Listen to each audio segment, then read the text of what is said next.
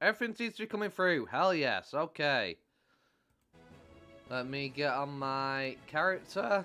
Because we are starting fresh. And we're going to get Veemon egg hatched today. And I'm so looking forward to this.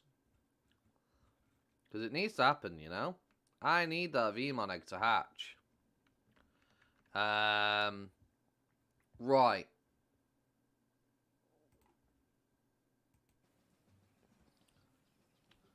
Okay.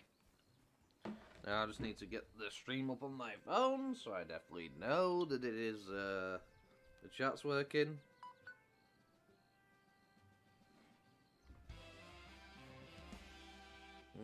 Somebody digivolved. I was like, what the hell was that? Why is it playing music for me? I keep forgetting, whenever somebody digivolves to the Digimon, apparently it plays music for everybody for some reason. I mean, it's nothing bad about it. It's pretty cool, honestly, but...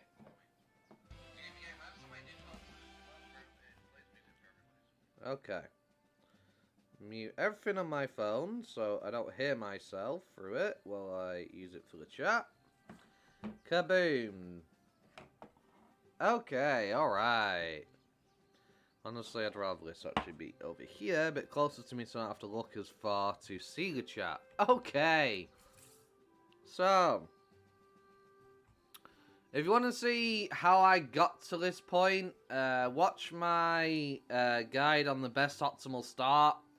Because I basically go through the game there and basically show you how to get the best optimal start.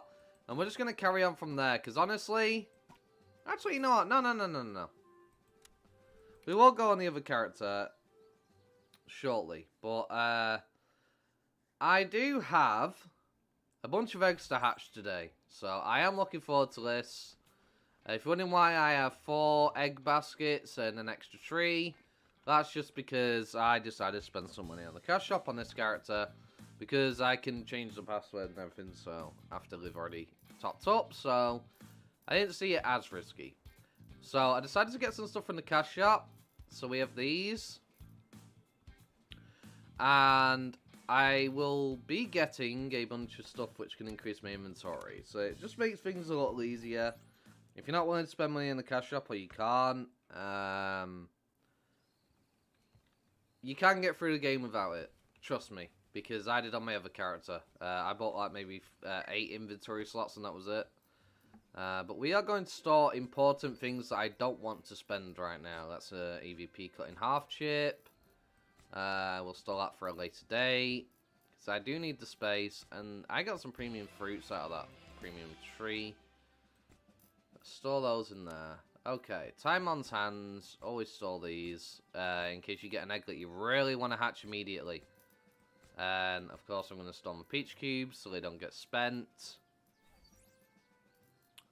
And I need these Tetris blocks to stack up. I'm going to save these for my Veemon, honestly. When I eventually get him to turn into a rookie form, which is going to be great. So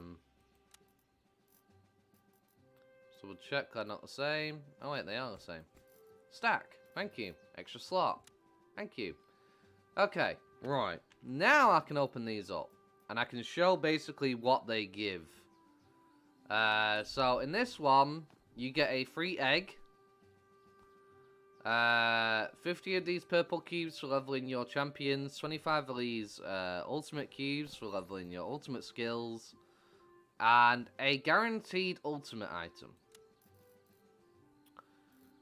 Now, they're not going to get used for a while. But if there is something I desperately am like, okay, I want to make sure I get this, no messing around, I can get it. And I also bought this item, which gives me free champion codes, so I can guarantee any champion I want. So I'm not playing around with chance. 10 of these, 0 units. We got some blue cubes and some purple cubes. Also be useful for leveling our rookie skills. And then I got this package because it contains a storage increase. So I'll have extra storage slots and bank slots. And it also comes with 2 champion things. So we will use those. Now, pop that. We'll increase the amount of Digimon we can store with Elecmon. Pop that. That's more storage spaces unlocked.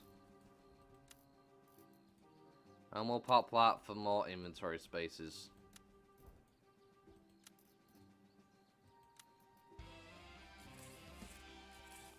Okay. So now, we pretty much have near max inventory and near max storage, which is not too bad. Now as for what egg I'm going to get out of this, I get to choose out of one of the starters, so what do I really need here? I could just say screw it and get me a Gabumon right now, because I did not get one out of the rookies that I had in that video. Because during my optimal start video, I had a Sunamon, and I was really hoping for Gabumon, but instead I got the Betamon, and I got this. Out of the egg that could have turned into a Gomamon. I was unhappy, but then I got the Veemon egg on the hatching egg island, so I will be hatching that soon. In fact, I can do it now, actually. We're getting closer to 3 o'clock, which is the time where Korea hits midnight, so all the food item that you gotta give to them is going to reset in a minute. So I want to take advantage of that, 100%. I don't have enough food items that I want to give. No. I do want to give much better fruits to the Veemon though, if possible. But sometimes you just gotta go what you gotta go with. So I'm gonna get some strength and int-based fruits for the sake of when I hatch these, and I can basically pass out what I need to pass to who from there, depending on what I get and what I'm hoping for. Of course, it's random what you get out of the egg, but yeah. 14 of these. Right, so unfortunately, it's going to be very expensive trying to get 12 of each of these. And the reason why I need 12 each is because that can turn each of those eggs into rookies after 3 days. And we just spent a lot of money, but it's going to be worth it because we will get Veemon hatched.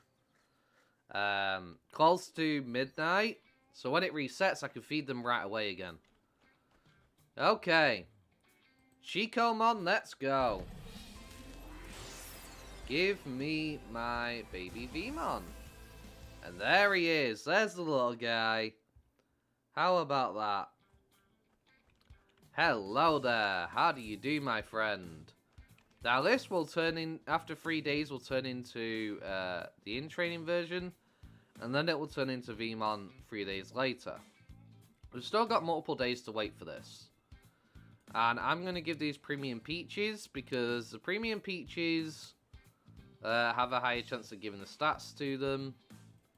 And they are definitely better. So, yeah. And then we'll also give an Onion, because that's also int. Because I believe, if I'm not mistaken, from my other character, Veemon is int-based. Okay, so that's one down. We'll hatch another egg.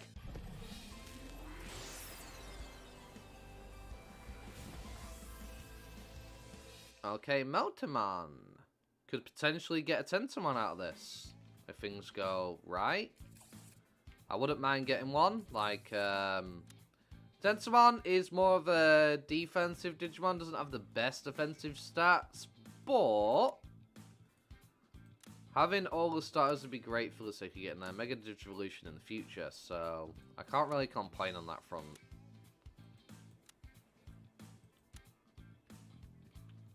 Okay. Then we'll hatch from this egg. And you're gonna give me Tenamon. Could potentially get a Palmon out of this, if things go well. So far, so good. But, of course, it's completely random what we're going to get, which is the only problem. Now, I don't know if you're int or not. I don't remember for Palmon, so we'll just give a mix for the time being. I'll give this because it gives speed. Always good to give some speed. Oh, and some Digimon. And then next time I'll feed them strength, just so that way I don't have to do too much adjustment, I guess. I should have probably given the toys, right, though? Probably be a good idea. But I'm happy we got Veemon hatch, definitely. And I'll use this basket.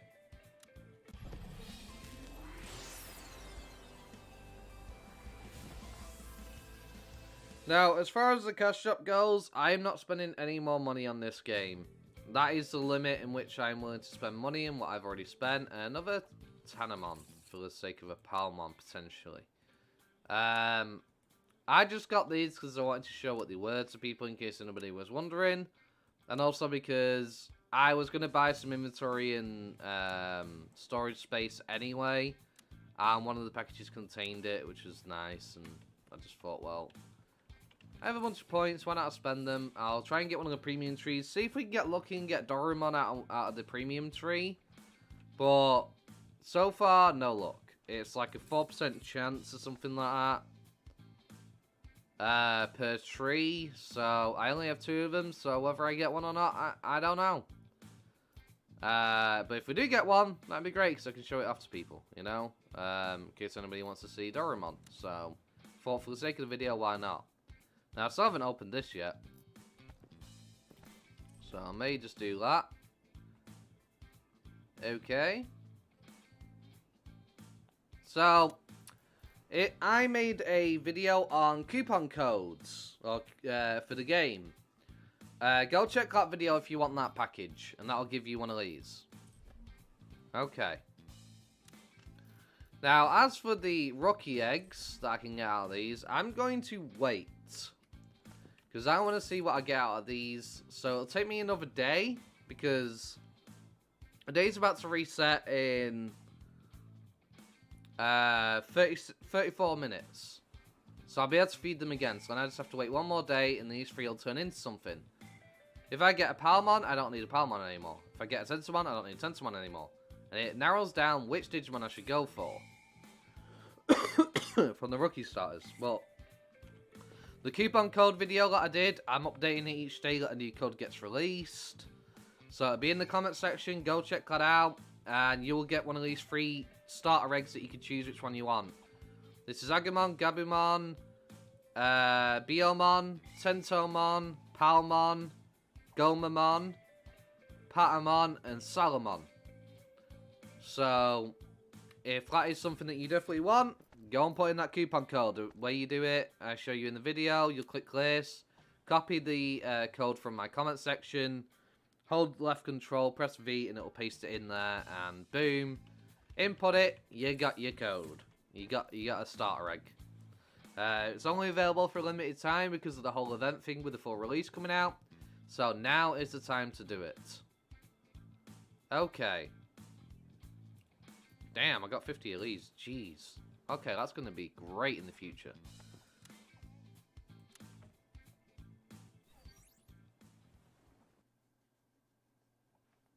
So, for those of you who can't make it throughout the whole entire stream, I will be chopping these streams up and cutting them into videos. In probably in about 2 weeks' time, I'll start doing that. Because I still have to chop up the old streams from the previous content, because I end up doing a bit more. I need to chop them into videos still. And it's a lot of space on my hard drive, so it'll probably take me a few weeks till I can get to this point. In which this will get chopped up. Hang on, what was I doing? I was going to go store things, weren't I? That's what I was going to do. But yeah, that Veemon egg, I got it from the standard egg on the standard tree on the island, not the premium cash shop one. So don't think you need to get a premium cash shop item to get the Veemon egg. It's just a very rare, low % chance. I show you in my how to get Veemon video on how you can get Veemon, and I just got really lucky on this account. I wasn't going to make this account my main. But when I saw that Veemon egg, I was like, okay, this could be my main. This will be the one that I spend the money on and put in the coupon codes for, because I'll have the best feature with this account. Don't need to worry about that. Store these for the future. D-mutagens, always want to have those in backup just in case anything should go wrong. Store the egg as well. It's not often that we get an egg taking up a slot. Throw you in there. CVP item. Throw that in there. Okay. Now, I don't need these. These are useless to me because I could just level my crafting without farming these from the starting Gizamon and Betamon. The place where I really want to go to is down here because I want to get 20 Veemon wings for the sake of leveling my crafting. Because if you watch my crafting guide 1 to 60, we would buy bread, turn it into these. That's the one. You'd make a bunch of these till this turns white and you can only get stats out of it. Then you would buy lollipops from Datamon. And you would basically make as many of these till this turns white. And then you'll unlock this recipe, and these all you'll get from achievements. You'll unlock this recipe, and this is how you level up your crafting next. If I get 20 of each of these, and I'm gonna do that today, I can then get my crafting up into the next section and start leveling it again. So we are going to be fighting Veemon, and that's why my Digimon are quite high in level. Not only was I fighting Meramon, I had to fight him like 30-40 times just to get into Birdramon from Beamon. Because it just wasn't happening. It's a rare chance. Well, I don't know I don't know what the percentage chance of it turning into a Beamon if you fight with Beamon against a Meramon. I don't know the exact chance. All I know is each time you fight them, you have a chance to turn Beamon guaranteed into Birdramon. No messing around percentage chance, no getting a mutant Digimon.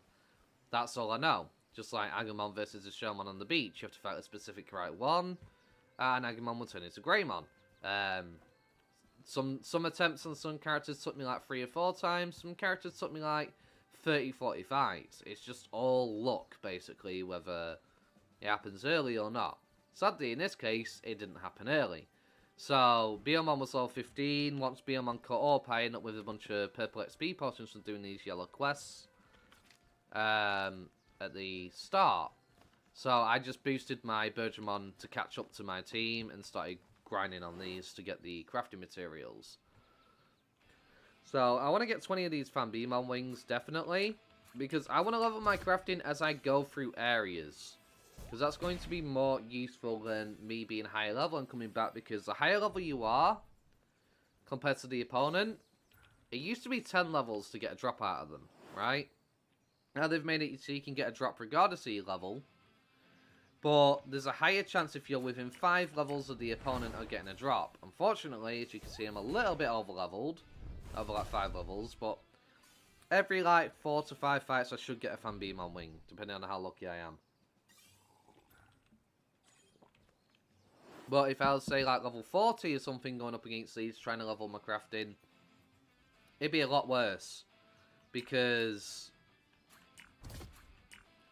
the drop rate would be dropped significantly. See, I used to hate the whole having to be within 10 levels limit thing, because while it did encourage you to use a new character, well, new Digimon, sorry, to level crafting. By that point, most of my Digimon were pretty much max level, you know, at the time. So, it wasn't really most advantageous for me. And you must fight these specific Veemon, by the way, or Veemon, depending on what they call it in this game. These are the ones that drop the Veemon wings. Unfortunately, when it comes to certain Digimon, the drops will be the same, regardless of their level. They'll look exactly the same. So I see these Veemon wings, and I'm thinking, right, okay, these are the Veemon wings. If I go further in the game and say I fought a high level Veemon, they may drop the same wings, but the wings will be a little bit different. They look pretty much the same, they'll just be a little bit bigger. So the items look similar, which is really annoying.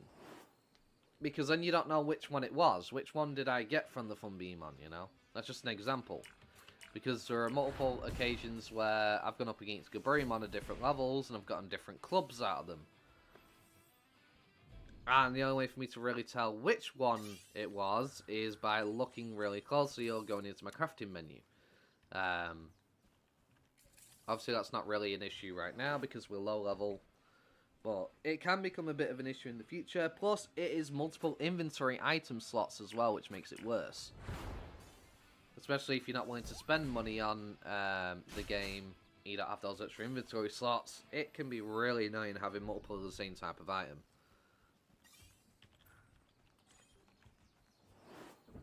But the reason why I'm keeping Digimon in champion form and the other two in rookies, because I'm trying to catch those up in EVP. We're probably at the stage now where I can kind of one-shot, I guess, in terms of level. We'll see, we'll see. If we do this, I know Agumon can definitely kill one of these from Veemon because they are weak to basic physical attacks. So, as you can see, they get the great. Okay, they're going to go for different ones. If I take charge, then yeah, I can make sure the Veemon and the Patamon focus the same one. But they don't even get a chance to attack, so I could just use my basic attacks. Save on my SP items. That works. I'll definitely take that, that works. Not too worried about that one. But I am looking forward to seeing the future of this this character. What our luck is going to be throughout playing the game. Now that I know much more knowledge because I've beaten the game, I'm definitely going to get to end game much faster. Just purely because I have that extra knowledge and the know-how on what levels to go to, where to grind, etc. So, the real slow part is when I come to late game content because, obviously, I'm playing around with EVP, having to run back to Digimon all the time to get that EVP back. It's, yeah, fun.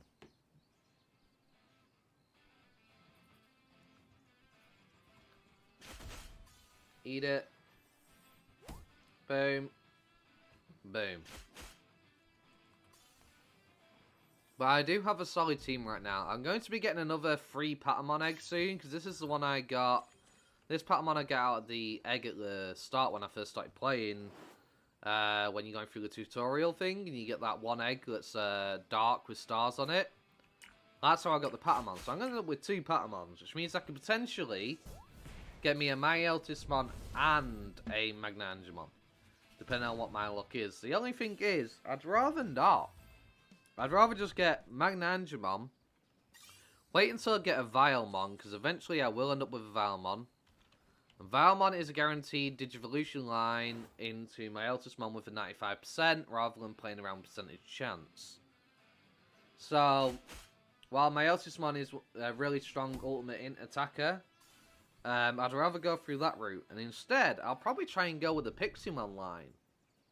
So I'm curious to see where that goes. If I can get a Unimon, as well as a Angemon, and go down their lines, I'll end up with a Piximon. I don't know what Piximon will turn into, ultimate, Mega-wise, but it's not been released in the game yet, any other Megas other than the starter Digimon, so it's just a matter of waiting to find out, really, you know?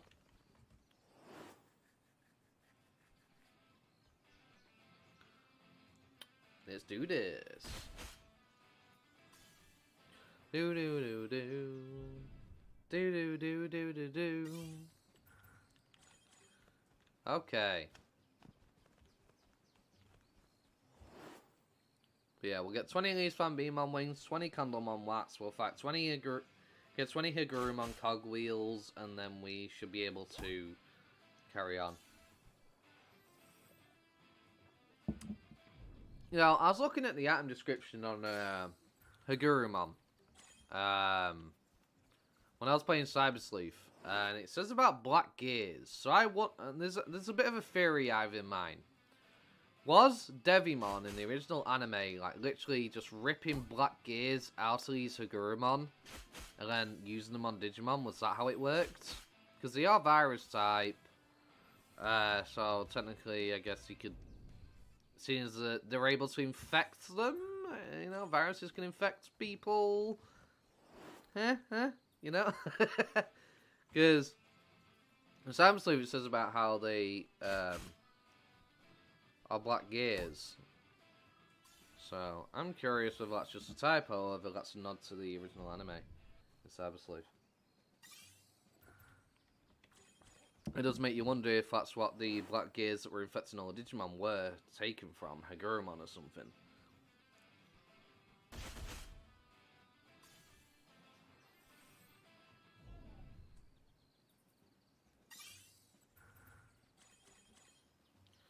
Okay, how many wings we got? One more wing. We need one more Veemon wing. So we'll get one more. And then we can basically move on to the Candlemon next. Get 20 of those Candlemon waxes.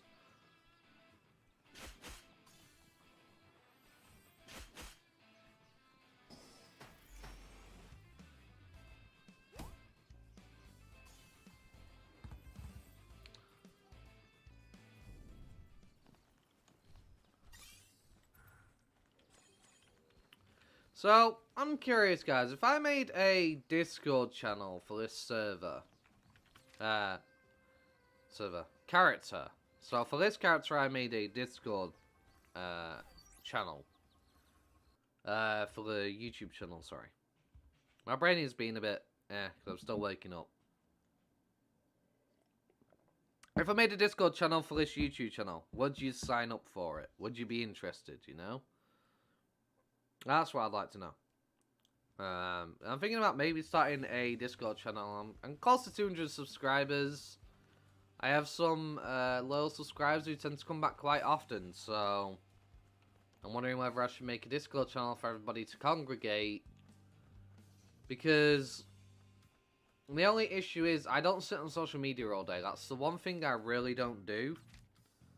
I'm either gaming or doing my YouTube or I'm hanging out with people, you know. I don't sit on social media all day and I'm worried that it may go underused or underutilized. What am I doing?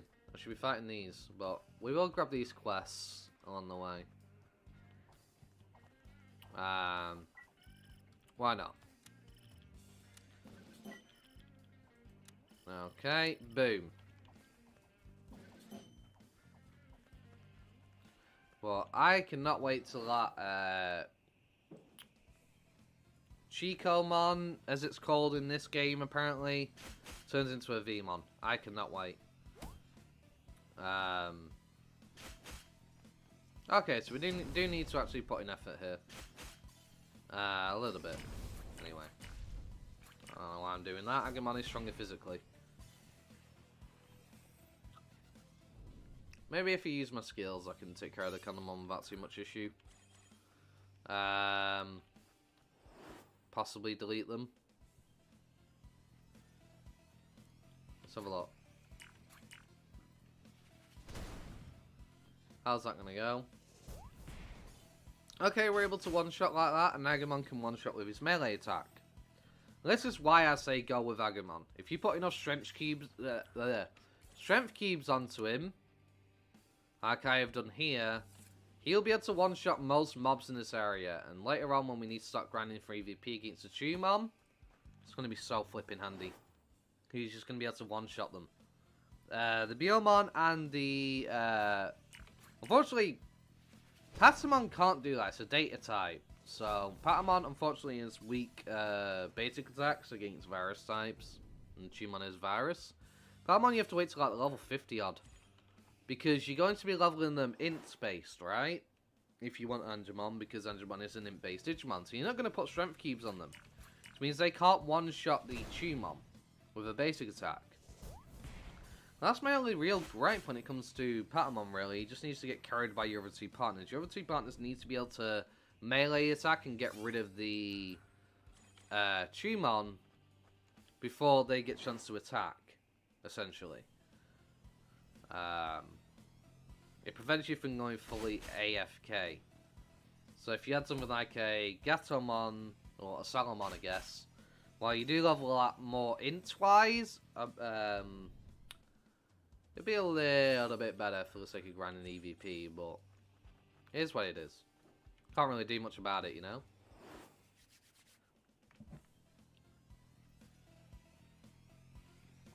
Oh, coffee's got cold.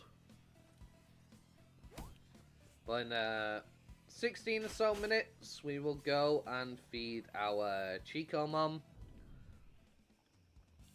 And get to Digivolve into the next form for getting closer to getting our Veemon.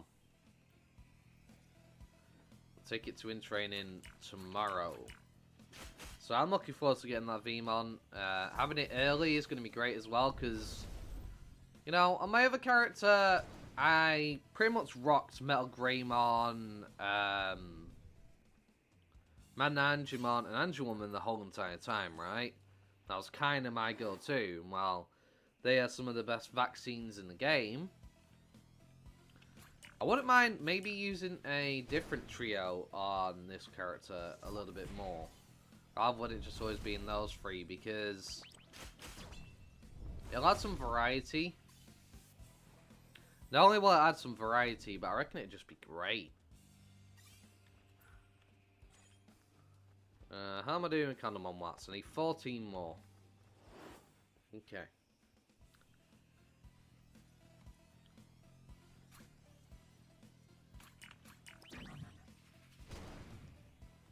Oh, we missed some attacks there, unfortunately. We're still able to take him down, though. And we missed an attack there. Okay. It's alright, we got it. Well, we will work on our crafting. So if we get the crafting out the way now, when I eventually go to Infinite Mountain, a crafting recipe, when we go to Infinite Mountain, which is the next location after the Gear Savannah, we'll be able to start immediately getting on with crafting there as well. And since we'll be there for quite a while, because that's the best place to grind up to level 60 odd, if I remember correctly.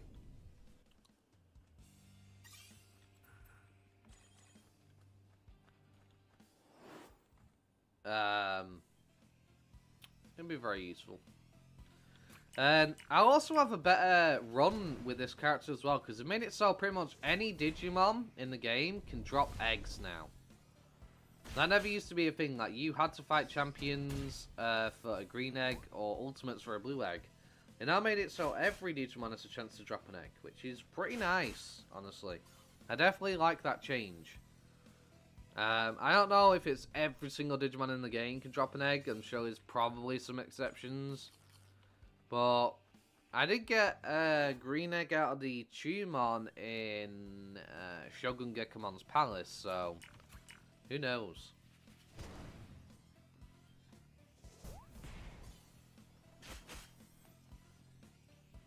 And Tumon is a rookie, so yeah. I think I remember getting a green egg out of these Candlemon at one point as well. When I was trying to level my crafting guide or something. I think. Don't quote me on that. My brain is terrible with memory majority of the time, so I'm not going to say I definitely know this, because unless I definitely know it, I'm not going to say that, you know.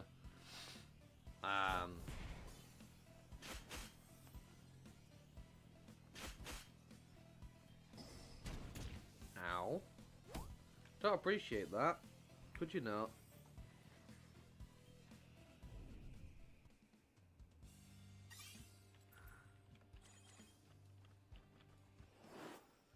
Okay.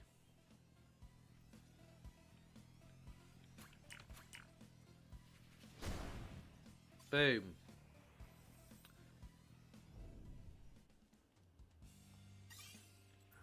More condom on wax, damn it.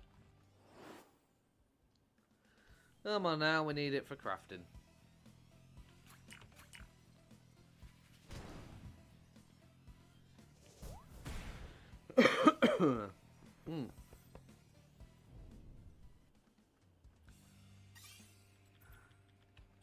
Let's have a look. How many do we have? 7. So we need 13 more condom on waxes. Okay.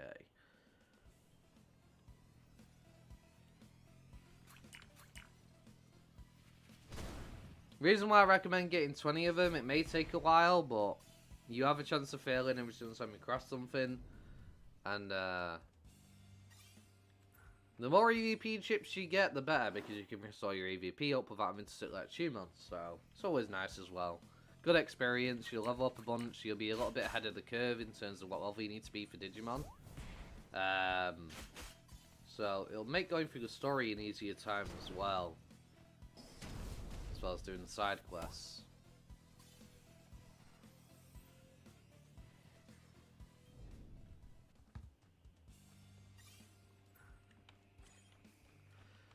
Not having any luck here, huh?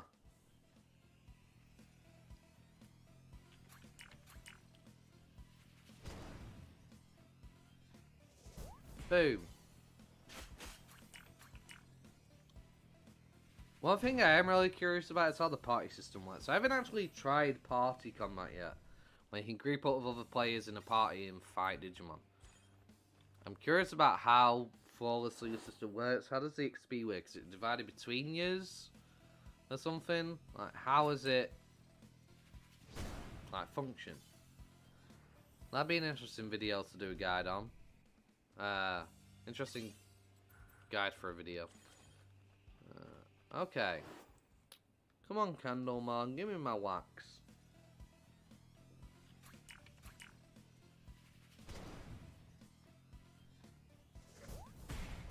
Kaboom.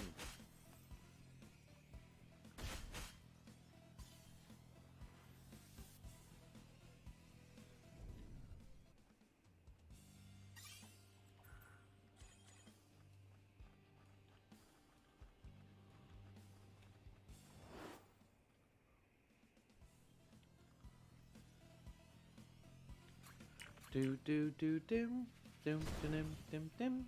Hey, let's go.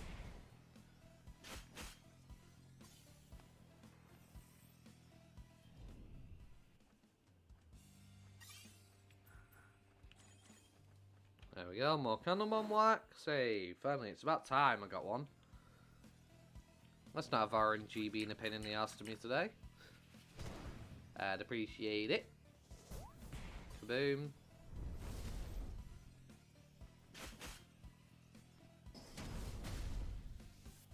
Bruh. Honestly, this is the only gripe with Patamon is because it's data. It's going to be a little bit tough for him. With the amount of viruses there are when I'm fighting in Rocky form.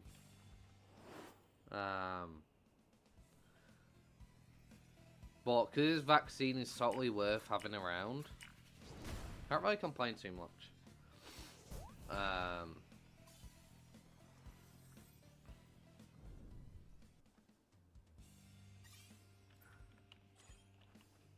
Do do do.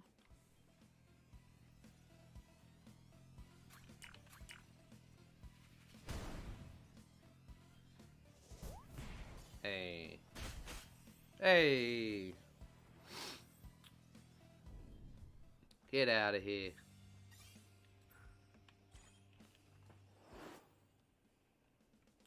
Another bright side to trying to farm the crafting ingredients as well to 20 of them. You get a lot of bits, which can make your Digimon a lot stronger earlier.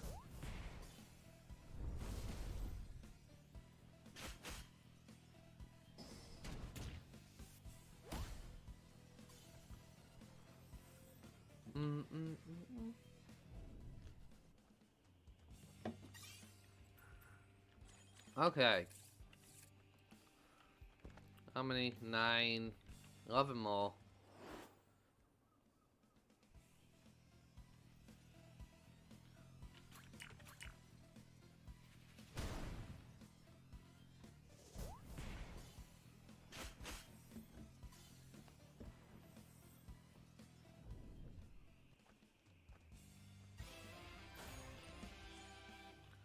Do do do do do do do. I mean, somebody's got a mutant Gabumon that I think I just saw there.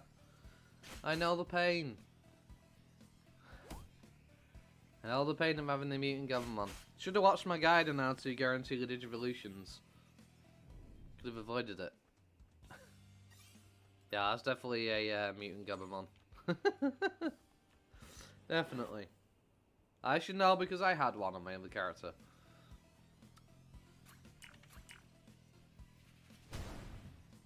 At least this time, I don't have to worry about having a mutant rookie Digimon. I just have to worry about getting the mutant champion Digimon. Actually, technically, ultimate Digimon as well is always a risk now as well. Now they've added Megas to the game. Well, why is my nose getting stuffy when I'm streaming?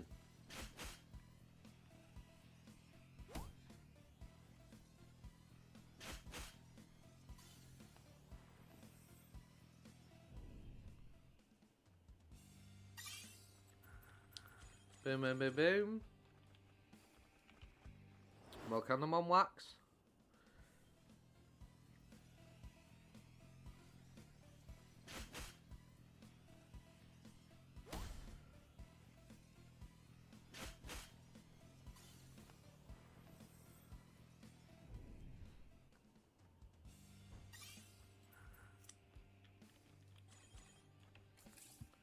Okay, how many do I have? I need 10 more. That's rough.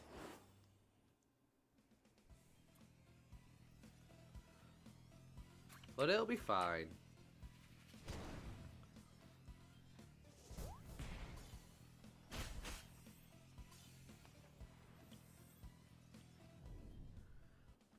I'm curious, can I make it, so I have 8 days, right? Technically 7 because I won't be available on Friday. If I go hard, I will know whether I'm actually, if I just focus mostly on the story, of course I need to grind as well to get my Digimon high level. If I go hard and focus on the story, could I beat the story in 9 days and get all the purple packages out of the Agumon? I wonder whether I can actually do that. If I go hard, though, I would have to be playing basically non-stoppable and sleeping, you know? I wake up, back on stream, play, you know? I would have to have that level of dedication to do that.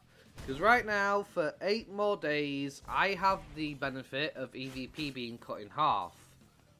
Which means when I get my Ultimate Digimon, it's not going to be as detrimental in the amount of EVP I lose. Now, it took me about 2 days to do the final content. They just got added to the game. It took me about 2 full days. Honestly, less than 24 hours realistically, but of course, you know, I streamed multiple times over the course of different days. So I probably could. Like, if I go hard, can I beat the game so quick? Within 8 days. If I obviously skip the crafting system, I probably could, but I want to do the crafting system. Because I've done the crafting guide 1 to 60, but I haven't done beyond that yet. And I want to do the whole entire crafting guide. I want to be able to get you guys to max crafting level in video guides, so I will be focused on that as well, because obviously I want to get a video out there to help more people. So yeah.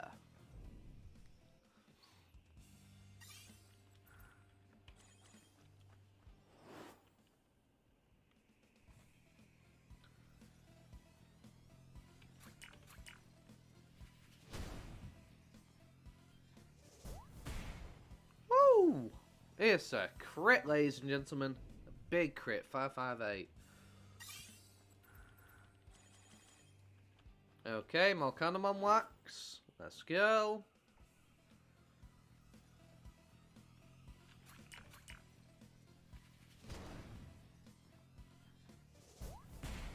Woo! It's nice. Boom. Boom, baby. How do you like it? Because I like it a lot.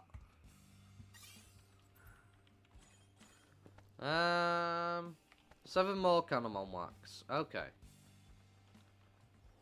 See, if it hadn't took me so long to turn Veemon into Birdramon, find that Meramon, I hadn't got like 7 levels buddy out of it because it just refused, essentially. I wouldn't be so high level compared to these, and I'd be getting these items a lot faster. That's my only issue here, really. is I just got unlucky with the amount of times I had to fight just to turn into Digimon with my Veemon against the Meramon here.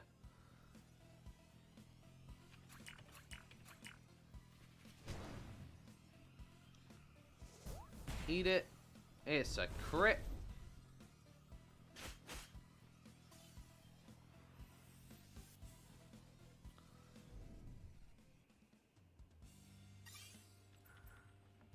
Boom, boom. Boom, boom, boom, boom, boom, boom, boom, boom, boom, boom, boom, boom, boom, boom, boom, boom, boom, boom.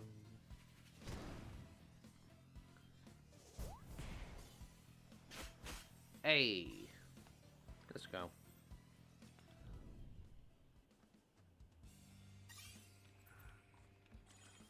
Okay.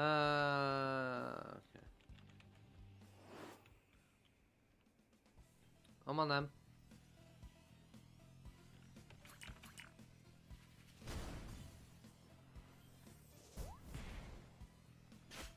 Nice. Pardon me.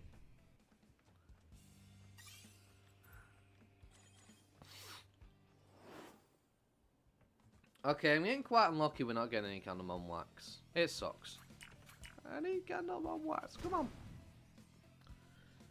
I mean, if I was able to get another rookie today, I suppose I could start. Well, I can't get another rookie today. Because I have to wait till tomorrow for all those blue eggs to become rookies, basically. If I had a third rookie, though, I'd level these and the other rookie, and I'd be able to just get the crafting ingredients much faster by being in level range. But, unfortunately, it's not the case. But, we can guarantee pretty much the majority of the starters, depending on how well the egg catching goes. No, Digivolution goes. Oh yeah, okay, it's a new day. Okay. Here's a new day. Time to give a feed to our baby Digimon.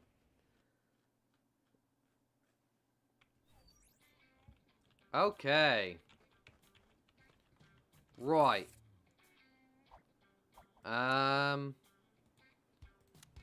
Keep feeding you int items. Okay, got an achievement. Nice. There we go.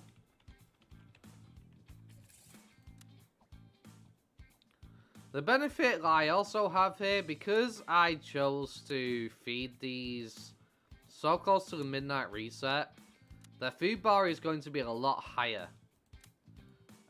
Because they've not had to wait like 24 hours to get fed again, you know? So it keeps my food bar higher. So if I was to say take a break for a little bit and not play for a day because, I don't know, a medical emergency or whatever reason, I would essentially be able to not worry about my Digimon dying for me not playing for one day, you know? So that's also a benefit to waiting until close to midnight before feeding your Digimon. Okay, some coconuts. Nice, that's int. And some premium apples. Okay. Multimon. Whistle. Let's go. Multimon. There you are. Okay. Again, you are int. But... yeah, go on then. We'll use some premiums on you. Get as much int as possible, I guess.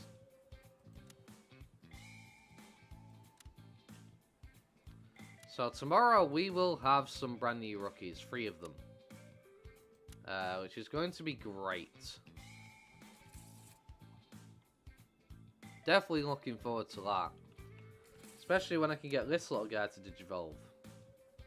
Tomorrow.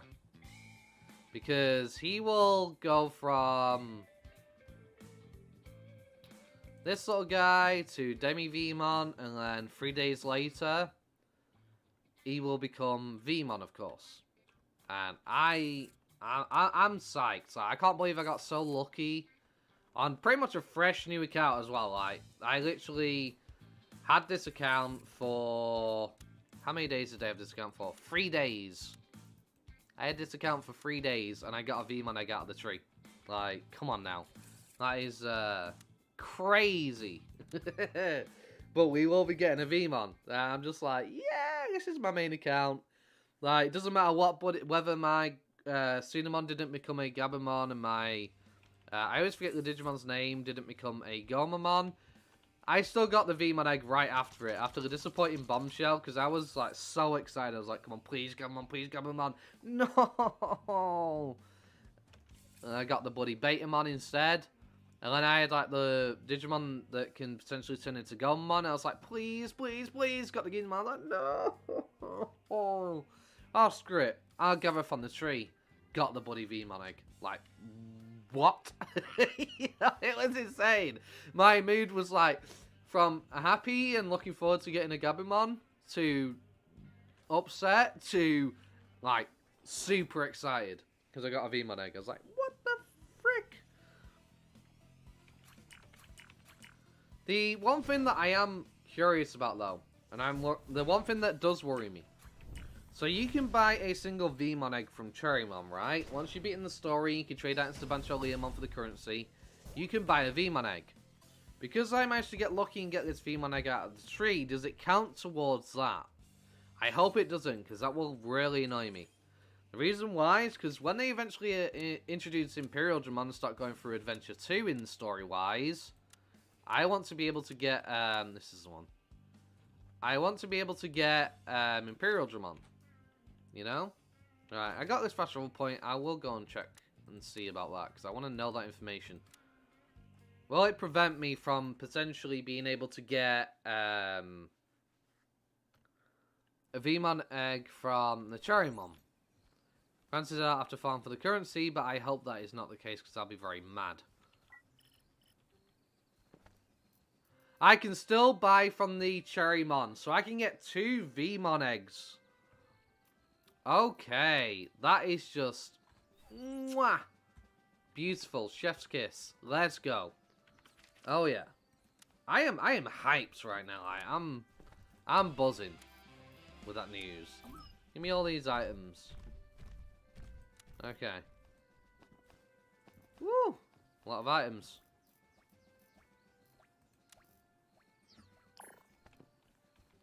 Okay. We will store things for the sake of our inventory. You stack with you. You stack with you. You stack with... Hang on. Aren't these all the same item? They are. Stack, please. Thank you. Store these for now. On top of you. Okay. Store you for now. Are you the same item? You are. Okay. Let's make sure you don't have different text. Store this. I'm not going to use this for a while. Now, I see 2 out of 3 with the premium tree thing and the egg basket, but I couldn't put another one down when I was playing yesterday when I bought the stuff from the cash shop. In terms of that. So I want to know if I could place down another premium tree now that 24 hours has passed. Maybe there's a limit on that. Hello, I was wondering, do you recommend a VPN for gaming? Without it, is there a risk of being banned? Okay. You do not need a VPN, Luca. The game devs know there are people accessing the game outside of Korea. And they weren't banning people then. And they're not banning people now. They've allowed people outside of Korea to finally sign up for the game themselves for their own account.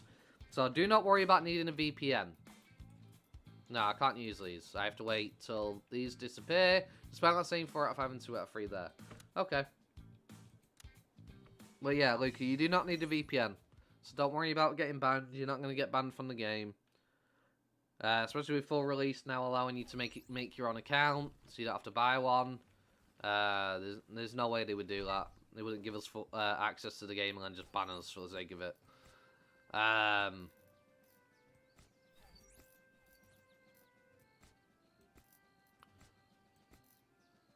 Okay, that doesn't stack. What about this one? Hey, that one stacks. Okay. I mean, I may as well store these as well. I can't hatch these till tomorrow when I get my rookies anyway. Yo, that's crazy, actually. I'm going to have 5 rookies in a single day. Actually, 6. Because... Those eggs hatch directly into rookies, right? So there's no playing around with having to do this. I just have to wait through the timer. So because I have these 3 that are going to become a rookie tomorrow. And then I have those 2 eggs that I got. One from the coupon code. One from one of the items in the cash shop. And I will get another one for free off Andromon when I get to this part by following the main story. I'll be able to get 6 rookies in a single day. You know how clean that's going to be? It's going to be insane. It's going to be... Yeah. Oh, give me that. Yeah. You know, it's going to be absolutely phenomenal. So tomorrow I'll be getting 6 rookies in a single day. I cannot wait. And of course we will turn our Chicomon into... see, the Korean names are throwing me off. Isn't this called Chibimon or something? Or is it the next form? What? I can't remember the bloody name for them. All I know is tomorrow you turn into this, and then 3 days later I'll become a Veemon with that. Bro, I tried creating an account, but it won't let me. It says I have to use a password with lowercase and uppercase letters plus special characters and numbers. I use it, but it won't let me. Okay. So what a special character is stuff like this. These are classed as special characters, George. Or I don't know if that is that how I pronounce your name? Is it George? I don't want to butcher your name because I don't know how you pronounce your name. I'm afraid, but special characters are those kind of characters. So try using those in your password. That might help. So you just need 1 of each type. Thank you very much, George. I really appreciate it. I hope I'm saying your name right. If I'm not, I really do apologize. But thank you for following. I really do appreciate it, and I'm glad I could help. I took a little bit to figure that out when I made this account, because I was like, special characters. Like, I had the same issue. So, I know how frustrating it can be. Trust me. But yeah, it's those kind of characters as special characters. You just need 1 of each, like I said. So, 1 capital letter, 1 number, 1 lowercase, and 1 of those special characters. And you need to also have a password that is 10 characters long. You need to have 10 basically 10 characters long. So, any combination of those that I just mentioned in the password, and there are 10 total things that you've input, and that is what is needed.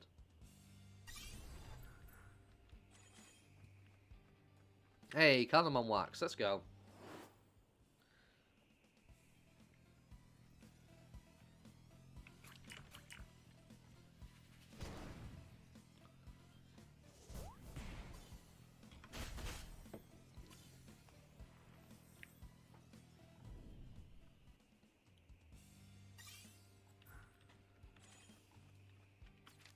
How many of these Canamon Waxes do I have now? 15. 5 more. Come on. Can't wait. 5 flipping more. Hey, hang on 1 minute.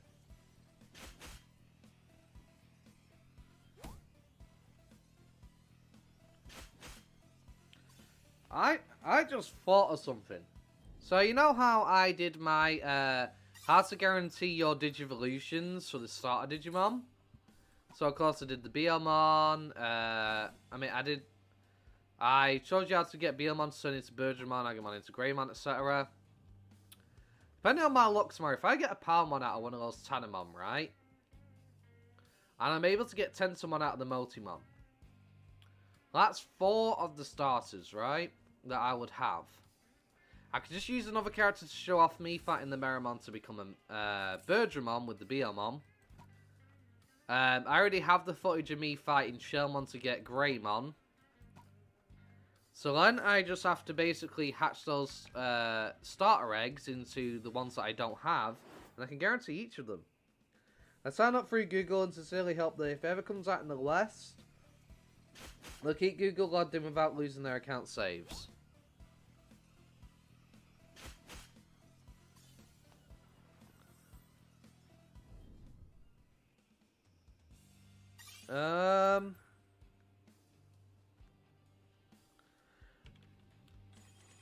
I don't think they would scrap everybody's accounts. When it comes out in the West, they'll probably... I don't know how they're going to do it. Because when they... Well, it's technically out in the West now. We can sign up in the West, but we don't have the translation. I'm pretty sure they'll allow you to select what language you want the game in when you download the client. When they eventually give us the translations.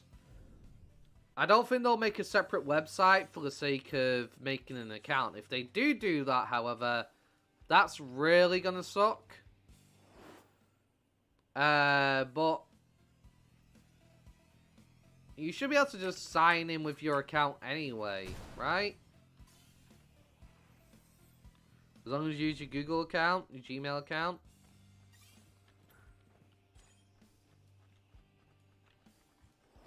At least that's what I'm hoping. Because I wouldn't mind going through this game again once it is all in English. That'll be my third time going through the game though. But, you know, I miss out so much because I just don't know what the dialogue says. So, I miss out on so much of the, like, what's going on? What are they saying kind of stuff. Because I can't read Korean. I don't know the Korean alphabet, so... yeah.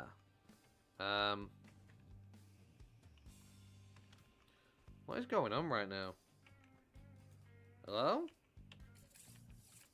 It's frustrating. I hate that I have to press a button to try and get access to the mouse, and sometimes it just doesn't do it. Like, you're supposed to do this. You know, press the left alt on your keyboard and you get access to your mouse. But sometimes it just doesn't switch between the two.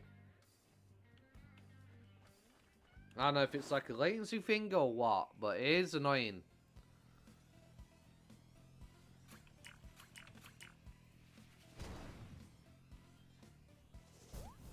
Boom.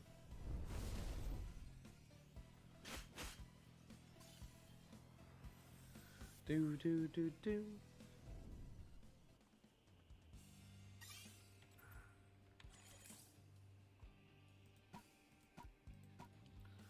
Let me actually have a look at your blocks. So I've got a little bit of money, so I could potentially make these guys a little bit stronger. My Veemon is pretty good for now. Don't need to put anything into him. I've not bought anything for Patamon yet. So we'll spend 50k on Patamon, see if we can get some int blocks. Okay, we got some int and speed already.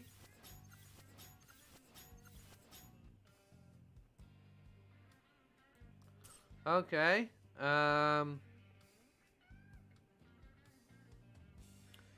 Suppose we'll just rock this for now. I don't want to spend all my money because it's still early in the character, you know. So I don't want to spend tons of money. Wouldn't mind getting some more int blocks for you, if possible. So we'll spend on you. Oh, 2% int and speed. I'll take it. A 3% speed? Oh yeah. Hang on. Oh. Give me a moment. Got an idea.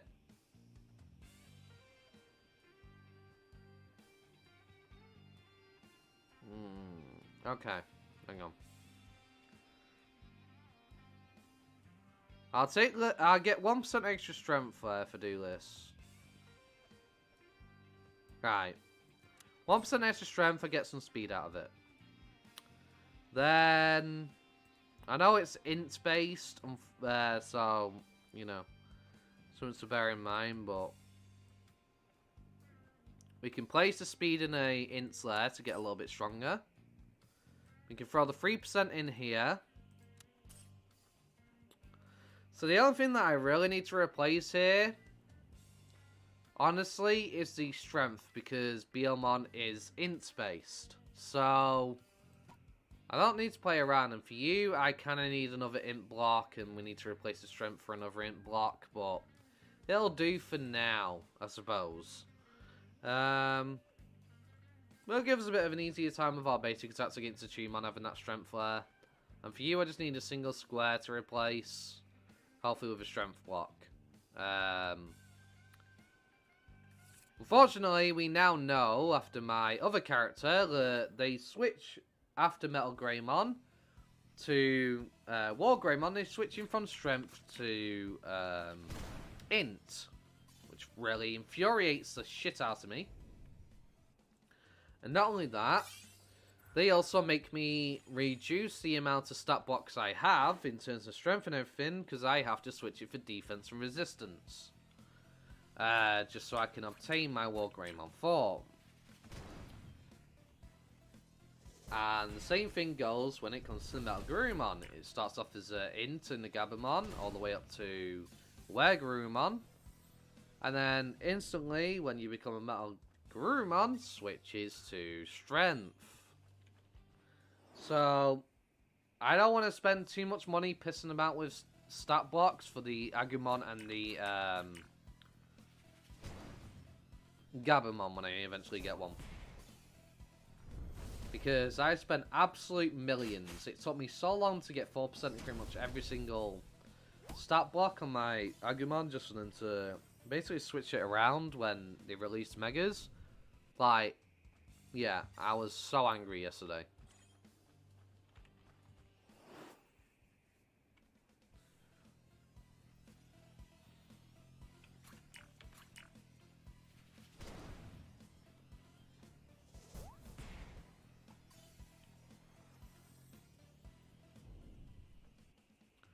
Come on, I just want my Candlemon wax.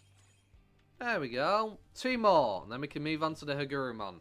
Get a Hagurumon cogs, and then we'll go through the story a little bit. So we get to the Waspmon, get 20 of those Waspmon in tonight, and we can level our crafting up higher.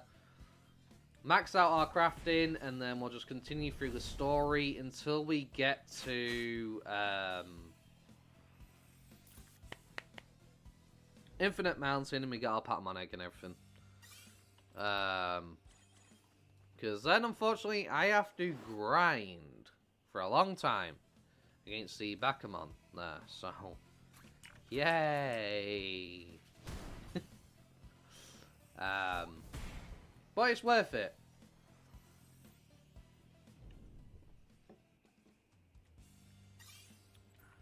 I just need to be strong enough to get through the next story locations, basically. Once I know that I'm strong enough, then I can just spam through the story. Because I do want to beat the game before I lose this 50% EVP reduction. And I have 8 days left. I really want to finish it before then. I didn't notice we got a 3-hour cash buff. I don't know where we got that from, but I'll take it.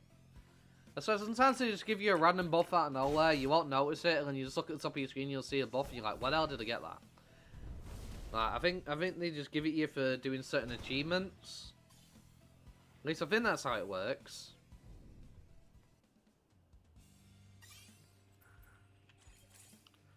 One more Candlemon wax, then we can move on to the Gurumon, get 20 of those for our crafting. Okay. Quick time, please. Woo! It's a crit. Hell yeah. Please, Candlemon. Damn it. Come on.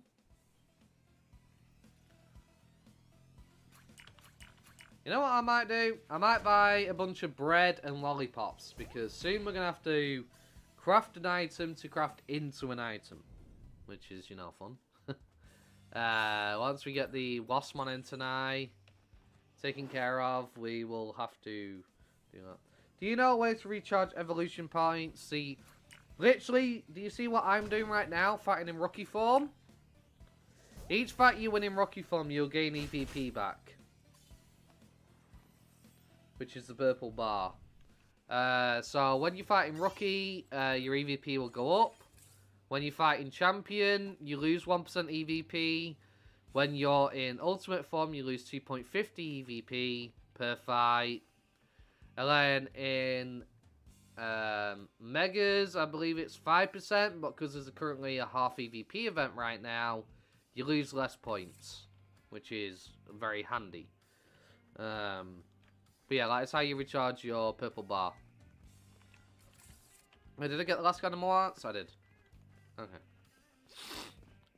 Come on now. Let's not have a stuffy nose. Nope, nope, nope, nope. We'll fight you later, Veemon. I'm going to save the blue quest for leveling my other Digimon up.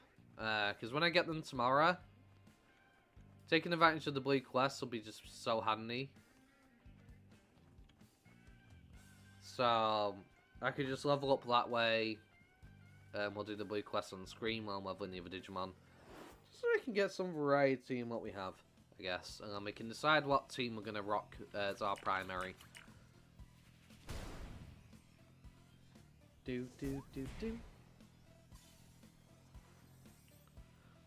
I want to know what the best chance to get Skull Greymon is. I want a Skull Greymon. In terms of a virus Digimon, I want Skull Greymon. But I don't know whether it's Black Tyrannomon or Tyrannomon that has the highest chance of getting me a Skull Greymon. Because that was a Digimon that I really wanted in my first playthrough of this game. And I heard that we were getting Deltamon who can turn into it, and that's going to be how you get your Skull Greymon. And I wasted an evolution item. And you're very welcome, Luca. I wasted an evolution item. And, you know, I didn't get my Skull Greymon. And Skull Greymon is one of my favourite Digimon in terms of Ultimate Digimon. Like, when I remember back when I was a kid, when Digimon Adventure was airing, and I was watching Digimon, I saw, you know, Agumon turn into Skull Greymon, I was like, bro, he looks sick! And I've loved him ever since, like, you know. Some of the dark Digivolutions in Digimon are just so flipping cool. And I'm a big sucker for skulls, skeletal looking things and stuff. Okay, we got Hagurumon piece, and now we need 20 of these, by the way. You want to fight the smaller ones, not the bigger ones? Because the big ones have much more HP. But yeah, it really was absolutely phenomenal. Trying to get a Skull Greymon would be great. So if I get a Skull Greymon, just thinking about it. Skull Greymon has poison, which is pretty nice. Poison move in this game. So if I get a Skull Greymon, I can get me a Lady Devimon or an Etamon, and a Meotismon or a Neo Devimon. I'll have an incredibly strong team in terms of a virus type for dealing with datas whenever we run into those in the future who can destroy our vaccine team. Well, I want to have a data team as well, like a proper functioning one. The problem with my other character was, when it came to my data team, I could petrify. But I had a Digimon, Animal Ikariamon, who does steel damage, which removes the petrification. So it rendered my freezing of the Digimon, where I can petrify them, stop them from being able to move, useless. And then when it came to my virus team, I had a shitty Datamon, who would basically ruin my Altismon's petrification every single fucking time. So it prevented me from using that strategy of freezing the Digimon so they can't attack, and me beating their ass. You know? It really did ruin things for me and made me very upset because it was kind of wild how I just got unlucky with that synergy. I just didn't have a proper synergy for it.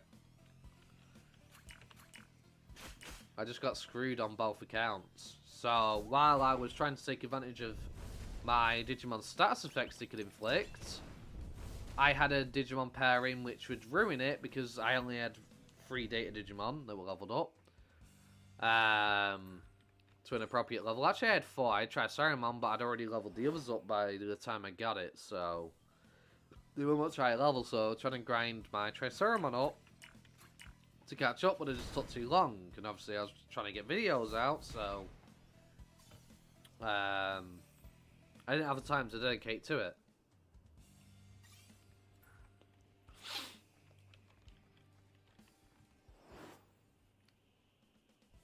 So I'm hoping this time I can actually get a proper functioning team. I don't like the last character where I lost to Skull Greymon. I'm not losing Skull Greymon this time. Like, I'm gonna do my best and make sure I take him down. Because we almost beat him. I was so gutted. I got so close to beating Skull Greymon. I was like, I'm gonna beat him, I'm gonna beat him, and he just got me. Like, the whole petrification thing just really allowed me to really wail on him, and I almost beat him. And I want to beat him this time. I can't let him violate me like that. I can't. Come on now. Yo, what's up, Bruno? Welcome back.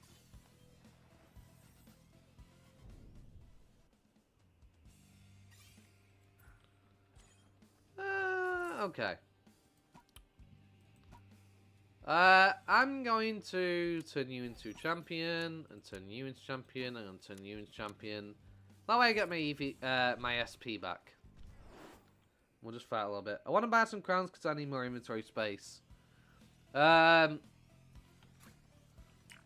you want to buy more crowns and you're really not serious about it, do so at your own risk. I know I bought crowns. I took the risk, but OBT Games, that's where I got mine from. Didn't have any issues. Do so at your own risk, though. Well, OBT Games is what a lot of people swear by being the most trustworthy. And they do have really good reviews. Like I said, you're always taking a risk if you're using a third-party site to buy your crowns. Always taking a risk. But, if it's your own account that you've made, you can change your password after they've gotten you the crowns. So, obviously, if they start screwing you over right away, like immediately, they would lose all the business, right? Because word has spread that that's what they're doing. The thing you got to worry about is years later, then potentially, you know, maybe somebody doesn't work for them anymore, and then you lose your account. But because you made your own Google account and everything, you can change your password anytime you want. So there's less risk to you, but there's still always a risk there. But if you are going to go with a site, and you do want to try one, a lot of people swear by LBT Games, especially in the official Discord. And that's the site I've used twice now. Within 24 hours, I've had my items, my crown items. So, and I haven't lost my account or anything, so. Again, do so at your own risk. But if you do, are definitely dead set on it, that's probably the site most people would use. Best method to pay is PayPal, right? Yeah, PayPal. Yeah.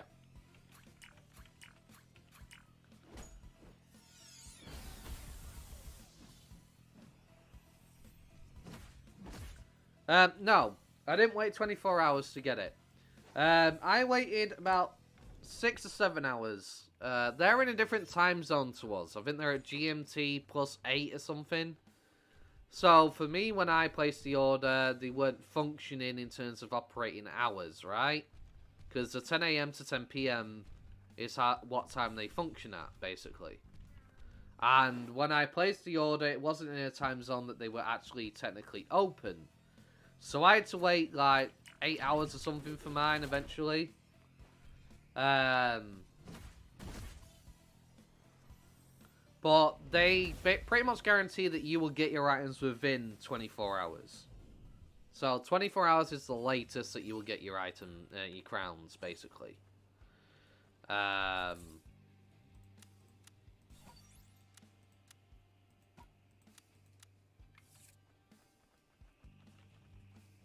So it's within 24 hours.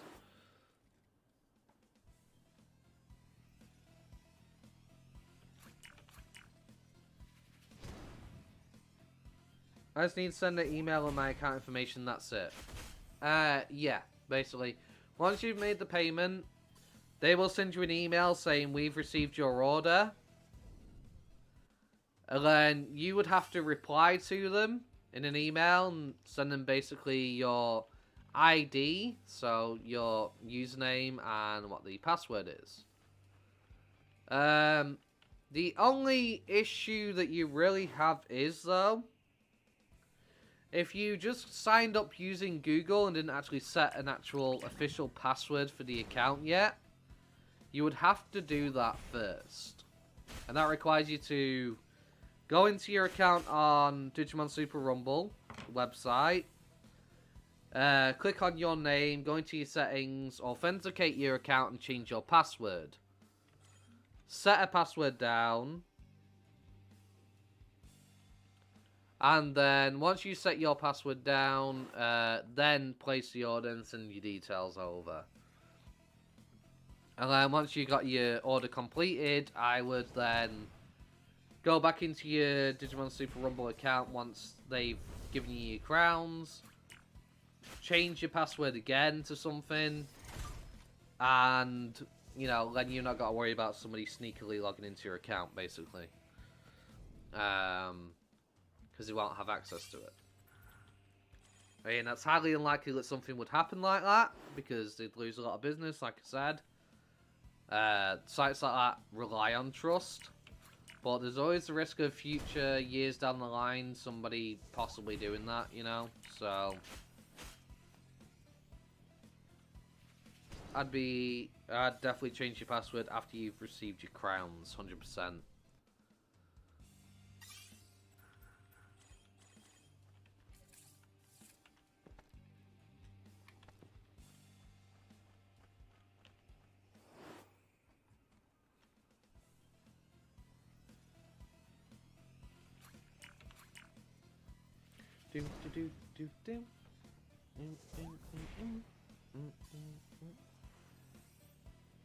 If you're sure that's what you want to do, Bruno, then, you know, like I said, up to you. I don't want to recommend it just in case anything goes wrong.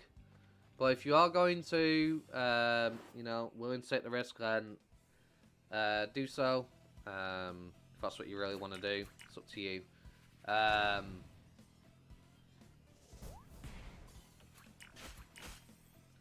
Yeah, you just really need more inventory and other stuff. Okay, hang on. Right, Bruno, I wanna recommend a specific item to you right now in the cash shop. Instead of just buying straight up your inventory space, don't do that. Hang on, give me a moment. Wait for this to cycle again. Okay. This white box here. The white box here, get this. This is 4 inventory increases, so this is an 8 slot item. If you buy this item here, which you can find in this section of the cash shop, if I can find it, it's not showing up for me because I've already bought it, it seems. Oh no, it's just grayed out. Hang on, where is it? There, this item here. It's only 725 crowns. So, but you get 4 inventory expansion slots, 4 storage space slots for your chest inside of the starting area, inside of the Tandem Beginnings, and you also get 4 increased slots for your bank with Elecmon, where you store your Digimon. As well as you'll get 2 champion cores, you can guarantee any champion you want, and 5 0 units.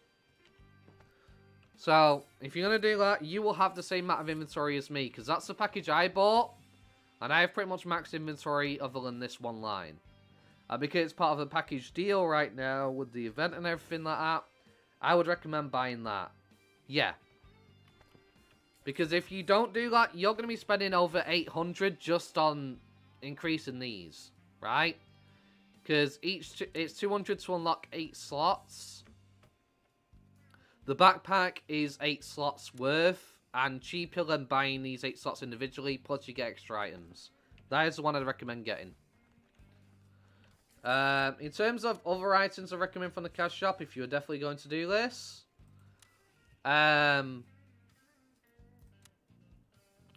this package right here. Reason why is because you get a guaranteed starter egg. You get an ultimate guarantee item, so you can guarantee any ultimate Digimon you want without playing around percentage chance. And you get some stuff to level your skills up. That's also quite cheap as well. It's only 1,500 for what you get out of it, considering an actual ultimate item is 1,900. Again, good package. Yeah. So, I don't know how much you're willing to spend on the shop, but those are the two items I see as the most value for your money right now out of the cash shop. This is also a nice package, but it depends how much you're going to spend, honestly. This is definitely priority number one if you want in inventory spaces. This item right here, only 725. But if you're gonna have extra crowns left over and you have enough, this item here, I would recommend. In regards to the other items, I don't know if any of the others are really worth it. But honestly, you're getting more for this because obviously one ultimate item 1900. You buy this for cheaper and you get more stuff out of it. Just like with this, you could buy all the storage spaces and the bank spaces separately, which will cost you way more crowns. But you can get this package and you also get 2 champion items for 800 each. Plus some 0 units and some digi storage. Like, it's just a bargain package, basically. 10k crowns. I mean, that's a crazy amount of crowns. I got the 6k package in terms of crowns. I got 6,000 of them. I don't know what other items you might want, and I only know the items that I wanted for the sake of this account. But yeah, these two, the black box with the golden ribbon on it, white box with the red ribbon on it. These two, 100% get those if you are going to spend crowns, because what you get out of them. And if you really want to go for extra champion guarantee items, this package isn't too bad either. Definitely not as good as the other packages though in terms of value. It's only 1,000 for that. Well, as well as with 10k crowns, you could have crowns left over for something important if you want to get it. In terms of the digi-eggs inside of the cash shop, you'll see like 3 different types of digi-eggs. I wouldn't recommend spending on them. I'll tell you what each egg is in a second. But I just really don't reckon. Should I get Evolutor to get Mega Evo? Okay. Are you anywhere near the end of the story? Because if so, don't. You're going to be waiting a long time to get to Mega Digivolution. And it costs 2,000. You get free 2 Evolutors while playing through the story. In the late game portion. So I wouldn't recommend that. Also, I'll tell you what these are. So, this is apparently an egg that gives you an egg with max stats on it. In terms of what Digimon you get out of it with the bonus stats on it. Apparently it has the maximum amount you can get. That's what I saw in the Discord that somebody said. This is apparently Hagurumon. This is, one of these is Hagurumon and one of them is, Ultamamon. So I wouldn't recommend it, honestly. I wouldn't recommend these 3 items. In my opinion, don't do it. It seems something like, oh, golden egg, and what the hell are these? This is called a hard grower, so I suppose that's what it means is you get more stats out of the egg when you hatch it. Whereas these two, I think this says Sawtooth, and this one says Ultamamon. Tadpole Digimon. But they're not really worth it. You get 2 Evolutors going through the story, not 3 of them.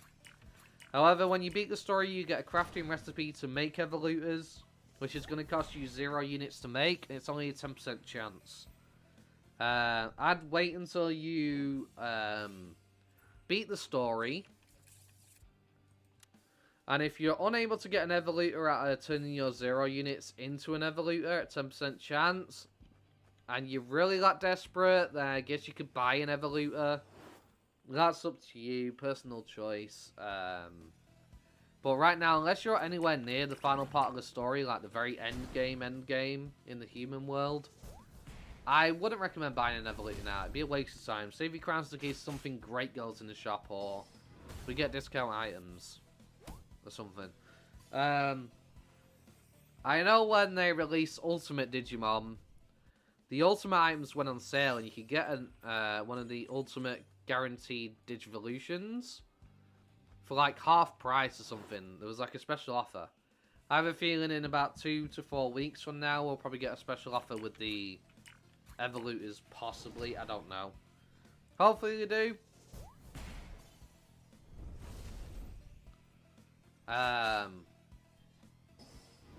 But yeah, I'd honestly wait. They may do like Christmas bundles or something, you know, where you can get them for cheaper. So just, I'd wait on the Evolutor. Honestly, I just don't recommend it. I can't recommend it.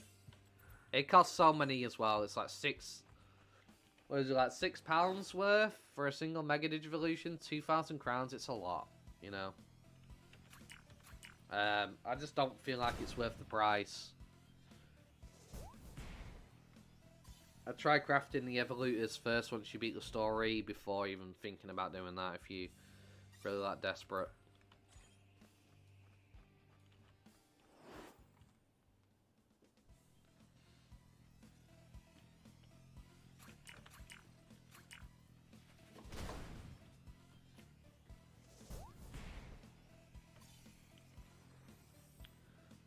Yeah, it really is. 2,000 crowns is a ridiculous amount. That's why I don't recommend it, honestly.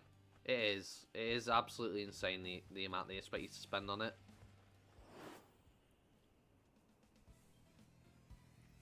Like, honestly, in my opinion, I was pretty much infuriated when I found out like it's a 10% chance to turn 0 units into an Evolutor.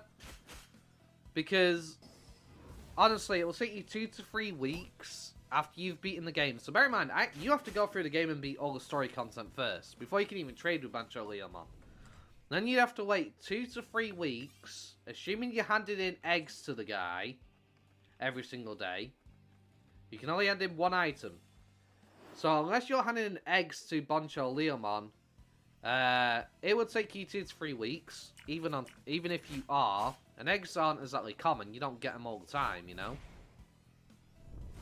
You have to wait 2 to 3 weeks just to be able to afford enough to buy 1 of each type of 0 unit, to then only have a 10% chance of crafting said said Evolutor item. Like 2 to 3 weeks just to gamble on a 10% chance is absolutely insane. The game devs have to increase the percentage chance of you crafting the Evolutor, in my opinion. Or allow me to give more items to Bancho Leomon each day, because that is taking the piss. Like, I was incredibly angry by that. I was really, really very angry when I found out about that. Like, it really killed my mood yesterday. I kind of like... I was supposed to be streaming this character yesterday, but I was just in such a bad mood. I didn't want to bring negative energy while I was streaming, you know, so I decided not to carry on. And call it a day. Which I'm kind of glad I did anyway, just purely because of the fact that,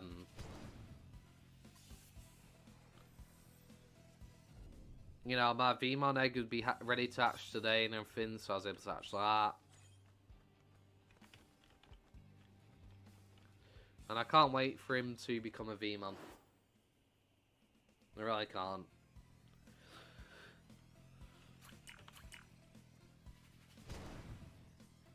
What do you think about the future of this game?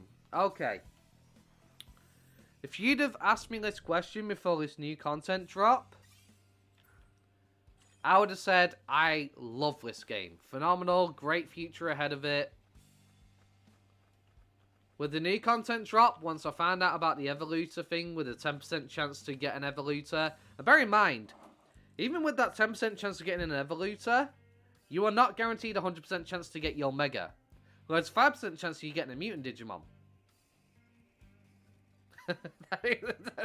10% chance of a crafting item that takes me 2 to 3 weeks to gain.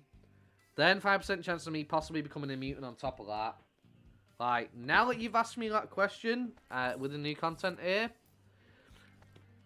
with what they've done with the Evolutor, trying to force you to spend money on the cash shop if you really want your Megas, this is incredibly predatory, microtransaction-wise. I hate the gambling mechanic and making me pay for an item like this. if I want to get my Digimon. I'm still not even guaranteed, despite this item costing 2,000 fucking crowns. Still not guaranteed my item to work and turn me into an ultimate, and you're charging me this much. 10% chance to craft this item, takes me 2 to 3 weeks together. That is incredibly predatory, trying to make you spend money on the cash shop. So with that said, now that you've asked me that question on the new contents here, that's saying a dark future, in my opinion. The problem with DMO is, Digimon Masters Online, the game that everybody talks about in terms of being a Digimon MMO, is apparently we got disconnected. I don't have to do emergency maintenance or something. Okay, let me find out what's going on here. That's shown a dark side, because the problem with Digimon Masters Online, people always complain about, they started off great, everything you could gain in game, you just had to put in the time and effort, right? Then, later on in the future, they started to get more predatory with the cash shop, and they started to get ridiculous, and they started releasing 1% chance to get Digimon and stuff like that, and that's what drew a lot of people away from Digimon Masters Online. This game started off great, and they've already started to show a dark side now with that cash shop with the Evolutor item. That is already a bad start. Okay, it looks like we might be having emergency maintenance, unfortunately. So give me a moment. I'll try and log back in, see what happens, if I can get in or not. I don't know. I hope it's not emergency maintenance. I really want to get stuff done today. But, yeah. They've already reared an ugly head with that one, with what they've done with the Evolutor item. That is predatory, trying to force me to spend money on the game. And how much are they going to continue? What are they going to do when Ultras come to the game? Or Jogress Digimon like Omnimon? Where you have to fuse 2 Digimon into 1 Digimon. Am I going to have a chance of getting a mutant and losing my Digimon? Unless I buy an item from the cash shop? Okay, I can't get back on. Unfortunately. So, we'll have a little talk about Digimon Super Rumble now. I need to do, because if you... Oh, no, wait, might work. I'm seeing a circle thing going around. If you watch my guide on my... Well, not really a guide. I did a Digimon review, right? Is this game good? Is it worth playing? Now, if you hear my words, the only thing that I really complained about was the EVP system. Because it took me way too long to basically... I had to keep running back to Digimon, stop playing the game, just to get EVP, just to keep playing. I started to get really annoyed once I got Ultimates, because once that gameplay loop became apparent, every half an hour I'm having my immersion broke, I have to stop playing and get EVP back. Aside from that, I had mostly praise to say about the game, literally. Like, the whole entire video is me practically praising the game, apart from the EVP system. Now, if I made a review, there's going to be a lot more negativity in there, especially with what they did with the cash shop. Because that Evolutor item is absolute bullshit. It is a bullshit thing that they've done there. Whereas before you could always get everything in game reasonably, took you a little bit. But there wasn't any real bullshit behind it. You know, I'd take a few days to get these 0 units. Okay, fair enough. But I'm not then having to gamble to create an item with them after all that effort. I wasn't having to do that back then. Now I have to gamble with those items after spending 2 to 3 weeks even getting them for a 10% chance, 1 in 10 chance. It could potentially take me, if I don't get lucky, it could potentially take me like 3-4 months if I got really unlucky, just to get a single Mega Digimon with that kind of percentage chance. Undecided emergency maintenance in progress. Ah, thank you, Luca. I appreciate the heads up. Yeah, that's unfortunate. Hang on, let me just, so you're not just stood there staring at a black screen. I always change the screen over whenever it comes to, you know, logging into my account and all that. protect some information, of course. So please bear that in mind. That's why I always do that, and also protecting people's names on Discord and stuff. Okay. We'll switch to this, so at least you have something to look at. Yeah. Anyway, as I was saying.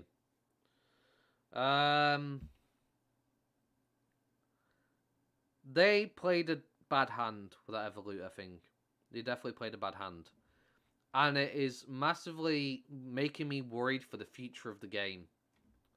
Because they've started that now at full release. We got full release, and now they're rearing their ugly head with the microtransaction bullshit. I hate pay-to-win in games, especially pay-to-gamble mechanics in games.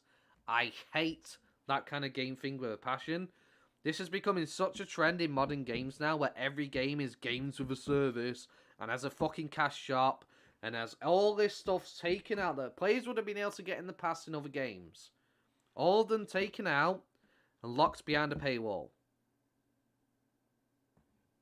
Or will be massively unfair and entice you to spend money because the chance of getting the item is incredibly low. If you look at games like Overwatch right now, Overwatch, whether you're a fan of the game or not, I don't play Overwatch, but I heard about what he did. They made Overwatch 2. Somebody did the math. Yeah, unfortunately can't log in right now. They're doing emergency maintenance. Overwatch 2, you used to be able to get everything for free in game if you played enough, right? With Overwatch 2, it would take you over 100 years to earn everything free to play in that game. Bear in mind, during that time, they're going to keep adding stuff to the game to sell to people. But in free to play, 100 and odd years.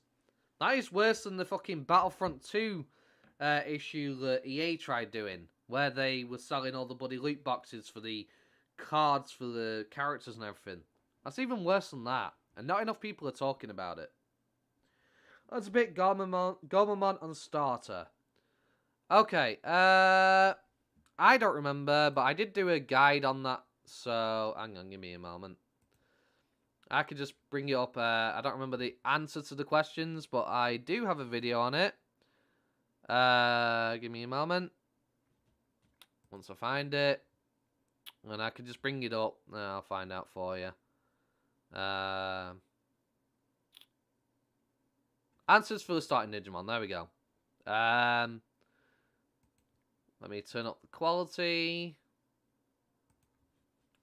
Okay, so for Gomamon, if that is definitely the one that you want, first option twice, and then the second option when talking to Angemon.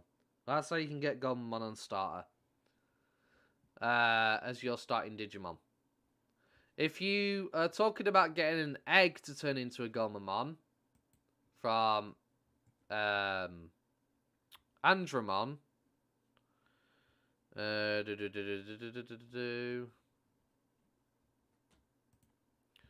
you're going to want to select, hang on, that egg right there. This, no. Give me a moment. It's the blue egg with the dark circles on it, underneath the green one. This one right here. This is the Gomamon egg.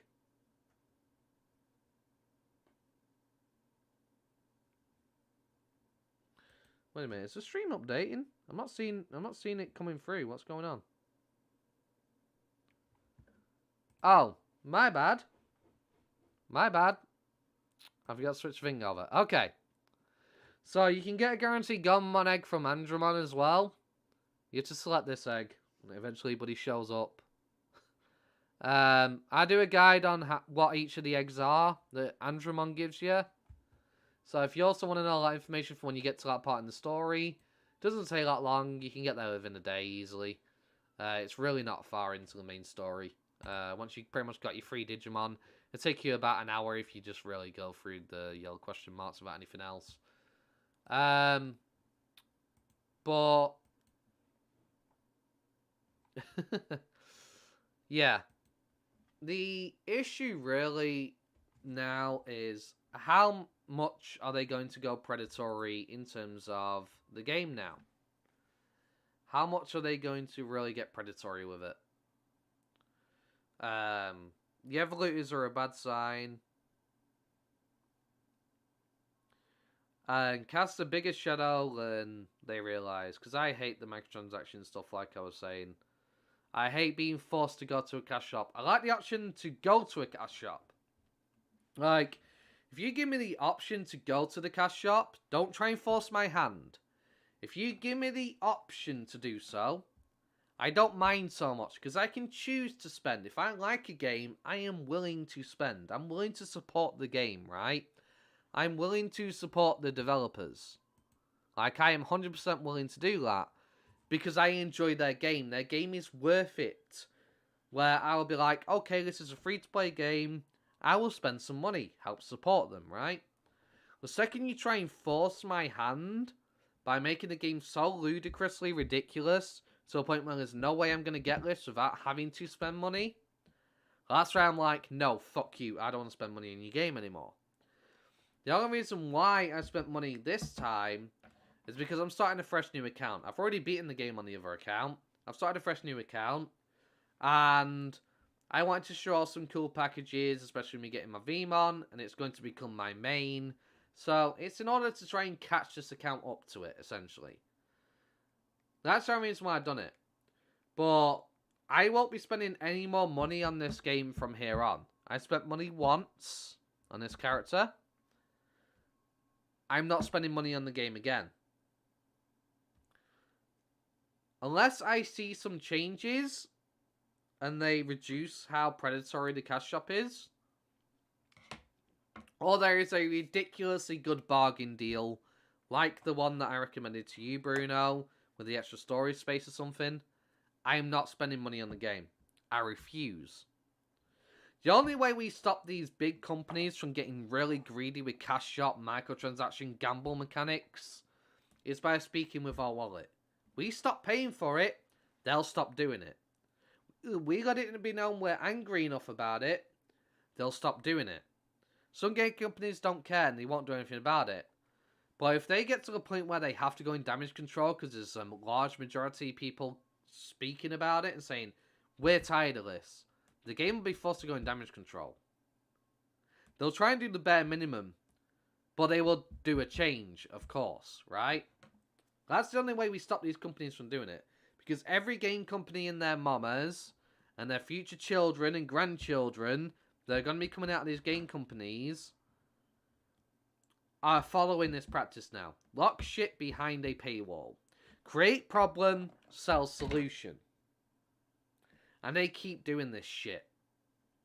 And I'm tired of trying to find a game that I love, and I'm enjoying a game, loving a game, I'm spending so much time playing a game, like Digimon Super Rumble. I love the gameplay. Apart from the EVP issue, I love this game. I love the collection system where I'm collecting Digimon. It's a chance of getting the eggs that I want. It's random. Getting the Digivolutions I want. It's random. I don't mind that. I can look past that because I enjoy playing the game. I enjoy the gameplay loop, the fighting and everything. I love the game. Right? But I'm tired of finding a game like this and I'm loving it and I'm putting time into it and I've invested like months into it. I've made guides on this game. I've been trying to get people to be able to sign up for this game. Help them with the Korean issue that, you know, most people want to see the game in English, but we don't have that. So I'm trying to help people. And I've invested all this time. And now, after investing so much time into the game, hours later, you start slamming us with the microtransaction crap. Forcing me into the cash shop crap.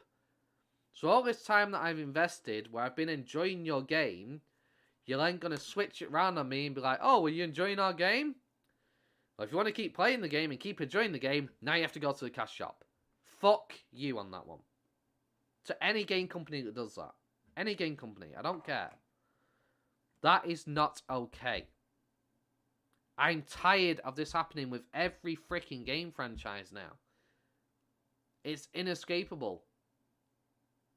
And the worst thing is, there are people out there who have tons of money and they just don't care. They'll just throw money at the game and they'll keep doing it. People will cave in and keep spending money on the game because they love the game franchise. So game companies just keep doing it and they keep getting more and more absurd. To ridiculous proportions. And they've just started doing this now with Evolutor in this game. People complained when it came to DMO. They started out great, everything was gainable in game. Stuff when it first came out, sure, you'd have to wait a few weeks, but you could get it. And they started to get greedy, pushing the cash shop, lowering chances of getting things. I don't want to see them doing that with this game, because they have a phenomenal game here. Without that rubbish in there, this is a phenomenal game. I wouldn't have put so much time into this game and made guides on this game if I didn't enjoy this game and think it has a solid future ahead of it. But I'm starting to see the cracks starting to happen now, where they're trying to push you to the cash shop more now. That is a blatant shove into the cash shop with that Evolutor item.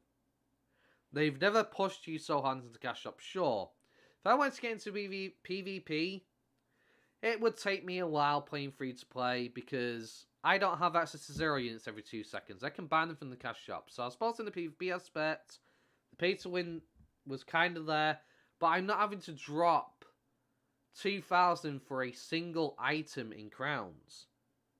How much is it? Like 80 for a 0 unit or something like that? I could get 10 0 units for, 800. 20 0 units for 1,600. I have 400 less than I would be spending on that Evolutor. Right? So, in that aspect, they kind of had a pay-to-win system. But you wasn't forced to. If you weren't interested in PvP, didn't have to worry about it. Unless you really went to go in PvP and flex on everybody and be like, I'm the best. Didn't have to worry about it. But the Evolutor affects everybody. Not just the PvP community, the PvE community as well. It affects us both. And they've been so obvious with it by making us have a 10% chance to craft an Evolutor. Bear in mind, you have to go through the whole entire story. It takes you 2 to 3 weeks to get the materials just to make the item, and then a 10% chance on top of it. And it's not even guaranteed to get you Digivolution. You're still playing around with a 5% chance of a mutant. The amount of loops I'm having to jump through there just to play this game is ridiculous. You just ordered your crowns and now. Okay. Unfortunately, you're going to have to wait for a bit. You may be waiting an hour, you may be waiting 3 hours. You're not going to get them immediately the second you put the order through. You have to wait about an hour to 3 hours or something, maybe longer, depends. Like, hang on, let me have a look on how long it took me from mine, real quick. So, to get my crowns at the time,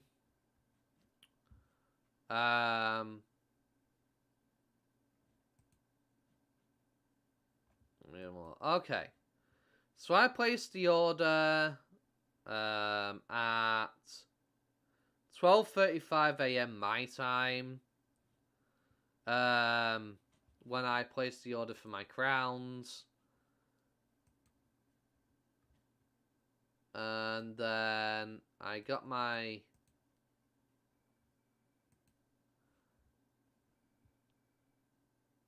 Okay. I got my crowns 5 hours pull. Okay, my LBS is disconnected and reconnected for some weird reason. Okay. So when you get the email from them saying, thank you for your purchase, you'll see email support@obtgame.com. You'd click on that, send your ID and your password, essentially, and they'll do it for you. They'll log into your account, they'll buy the crowns for you. It took 5 hours for me to get mine. So, it varies from how quick they are, depending on how many people are using the service. But yeah,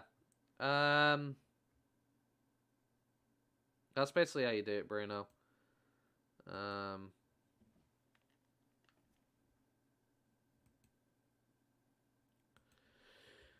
But yeah, I'm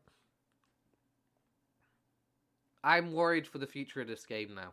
I wasn't worried before as much. Like, of course, there's always the worry there because of how DML went. But they were being relatively fair with the cash shop. Have the option to go in there. If you want to get something, go in there and get something. But you didn't have to go in there and get something. You had the option, always. The Evolutor item is a blatant push into it. It's like, go here now, spend money now. You want that Mega Digivolution? We're only going to give you 2 Evolutors. And then we're going to lock the third one behind a 10% chance. So you will spend your 0 units, which are rare to get, if you even still have any. I mean, you got them some while playing, so you most likely probably will have a few laying around. 10% chance you don't get lucky, go into our cash shop then. That is how you get in your Evolutor. Or you can continue to gamble. Spend weeks to get it. Just for your 10% chance. ID, your email and your password. They need your password to access the account. Yeah. ID is email, yes, and then the password needs to be in the email as well. I'm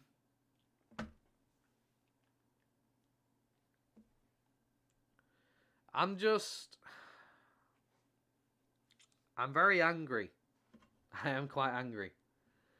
Like, if you guys, like, watch my video that I did on how to get 0 units for Mega Digivolution, I talk about it a little bit there, about how ridiculous it is. And then in my how to Digivolve into Mega Digimon, like, I am literally angry, like... Welcome to my mini guide series guide. Hey guys, Messenger of Death here, and we are back with we actually go here real quick. Today we're going to be talking about how to get Mega Digimon.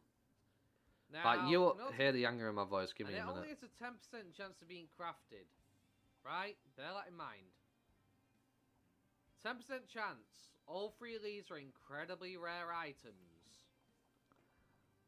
And you only have a 10% chance to craft it. But this item is needed if you want to turn a Digimon into a Mega Digimon. Of course, you have to get to Ultimate first and reach a certain level. Right now, currently, the only Mega Digimon available are the Starter Digimon. And I'm going to show you what stats you need in order to get those Mega Digimon. But I am not happy about this fucking bullshit. Like, I should have just swear in my video. I'm in a bad mood. This is ridiculous. These are all incredibly rare items, not something you get every 2 seconds, and there's only a 10% chance, and the reason why they've most likely done this is because of the fucking cash shop. Because they, of course, want to sell them. As well as selling the 0 units. Please forgive me, angry. Like, yeah, well, I'm straight up swearing in the video because I was so irritated once I learned that information. Like, I was so irritated beyond belief. It weren't even funny.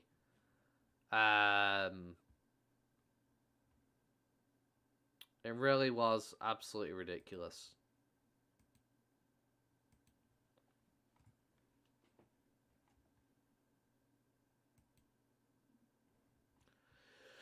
I wonder how long the game is going to be down for. Because I'm just going to keep rattling on at this point. Okay. November 30th, Wednesday, an emergency inspection will be conducted to check and correct server access errors. We are currently checking the problem.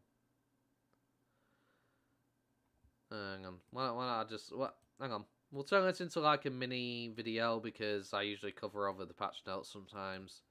We'll just get this point in the video. Okay. Yeah. Okay.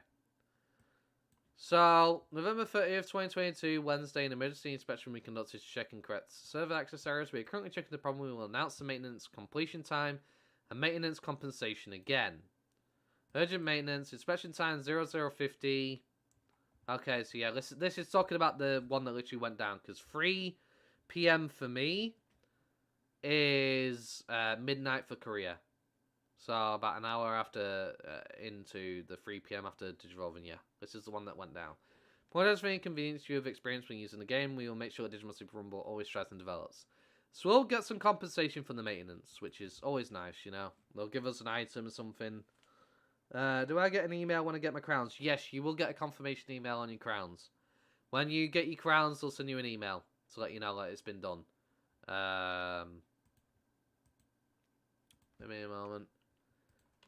Because I'm going to see if I can... how much information is given away?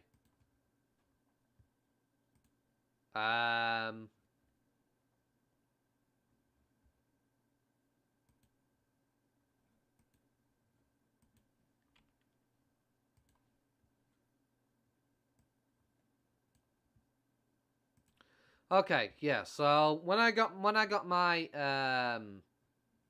crowns, it said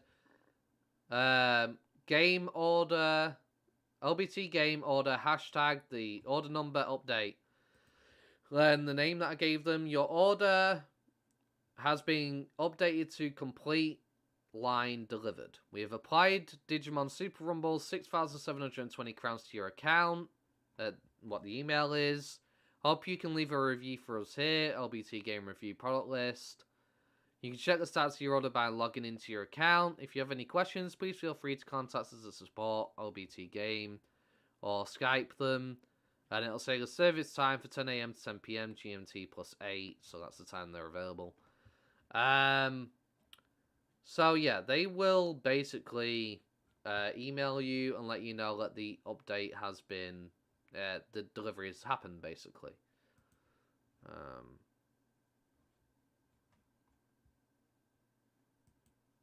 But I am going to make a video on a review for this game soon. I don't know if it'll be today, tomorrow, or something. But my... You know what? Why not I play the video? This was my review that I had to say. No.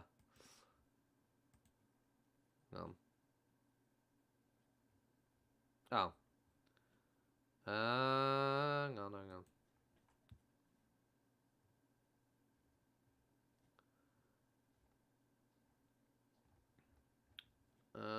Manage videos. Why don't I just do this? Search.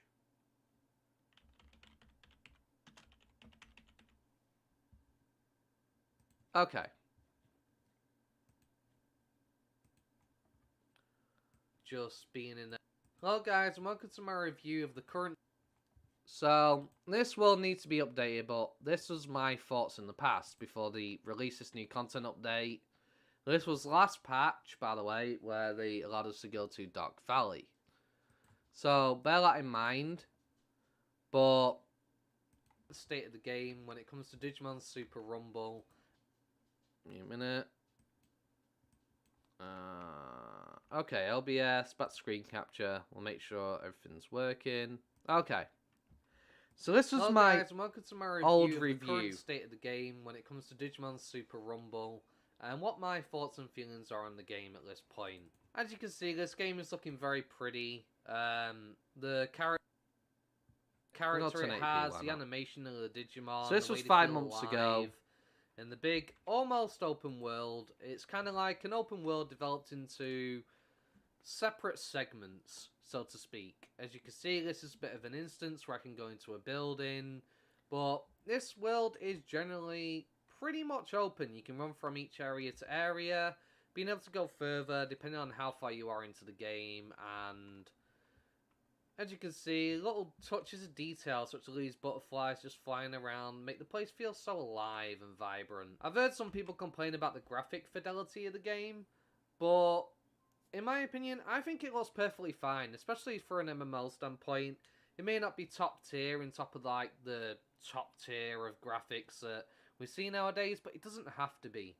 The game still seems very nice, it's very pretty, has a beautiful look to it.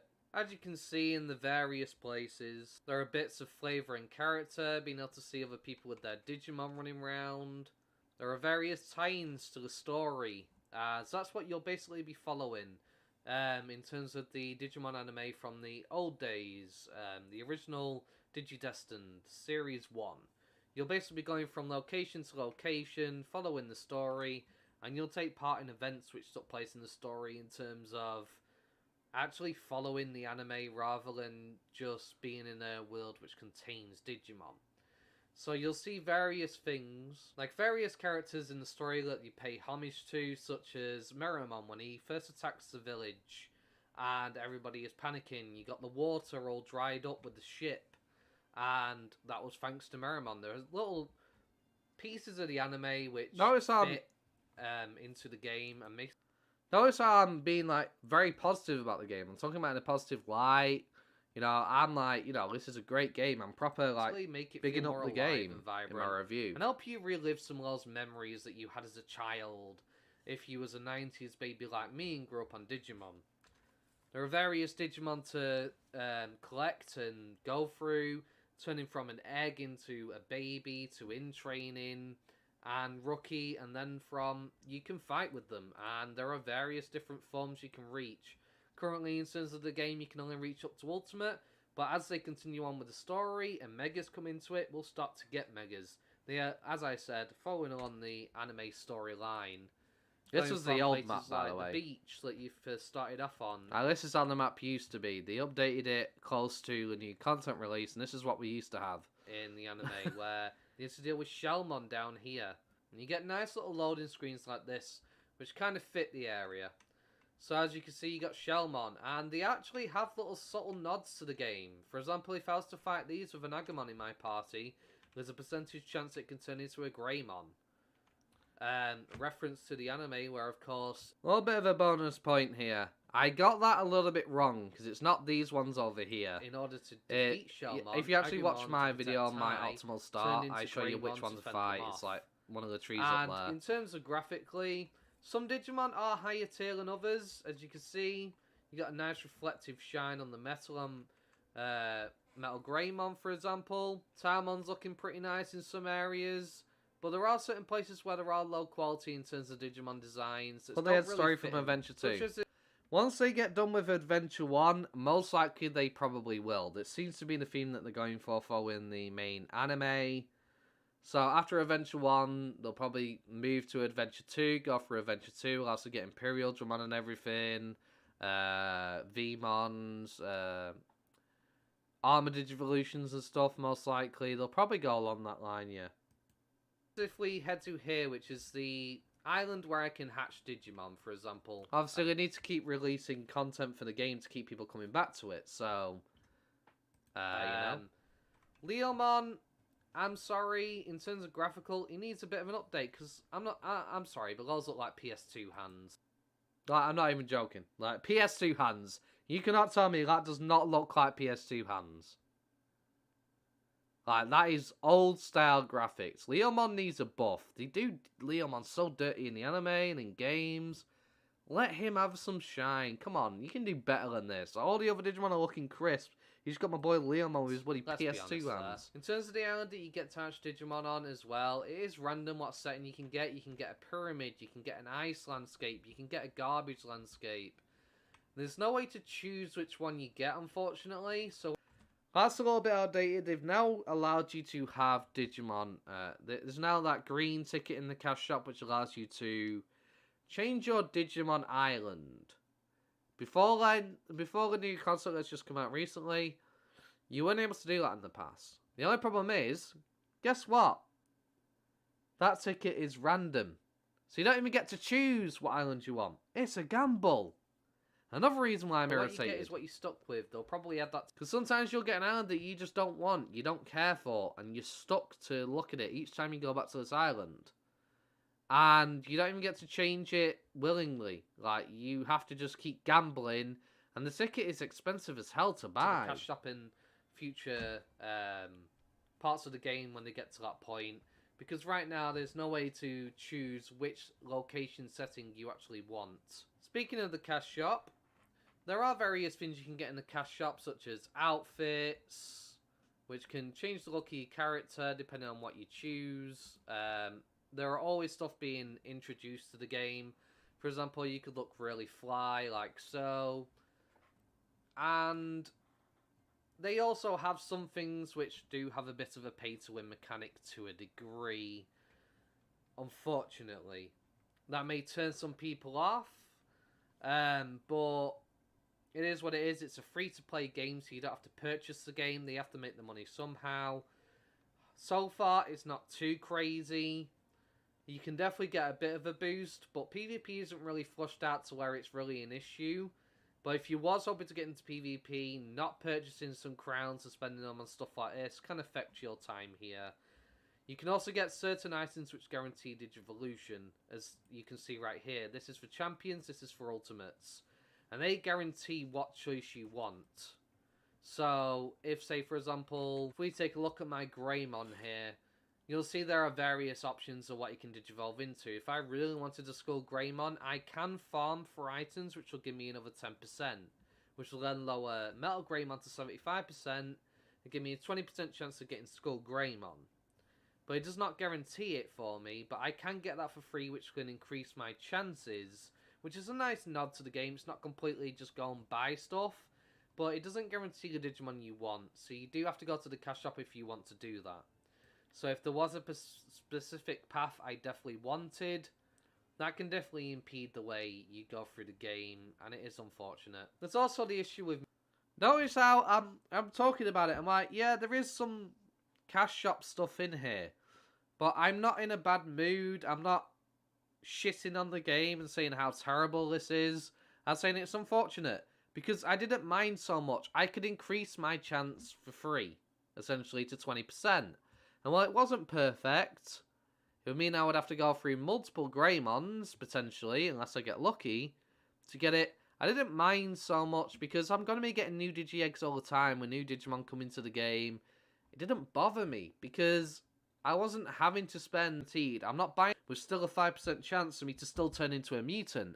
I was guaranteed my form. Careful about charging crowns with third-party websites. It's a big no-no in Korea, and they're aware the sites will probably take action soon. Ah, I didn't know that. Well, they need to give us an alternate choice then, because unfortunately, we have no way of accessing the Korean store outside of using third-party sites. Because we don't have a Korean bank account. So hopefully they do something about that. And allow us to actually pay through PayPal or something for the game. But I didn't know that was a big no-no in Korea. I'm not too familiar with Korea's customs and all that. So, bear that in mind. I'm not doing it again anyway. I've done it once. I got what I wanted. I'm not doing it again. So, but yeah.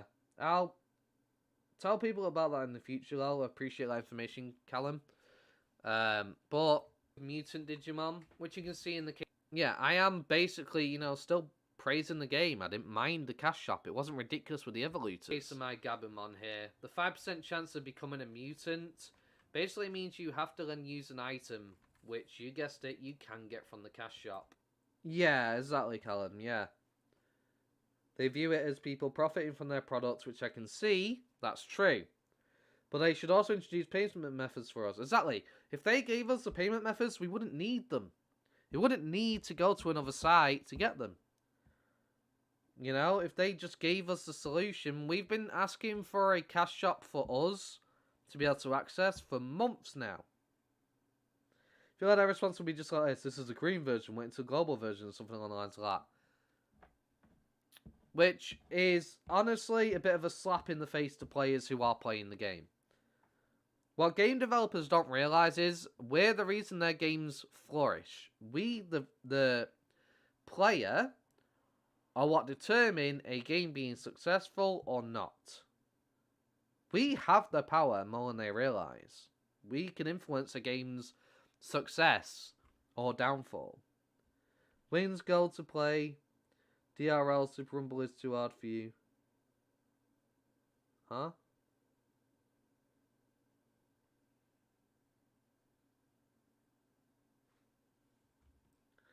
I don't understand. If you get a mutant Digimon, you'll have to get one of these items. Wings. There are ways to potentially get them in-game through free-to-play means, but will require some time and effort and a bit of a grind to obtain. But I am happy that you are able to obtain it if you're willing to put the time and effort in.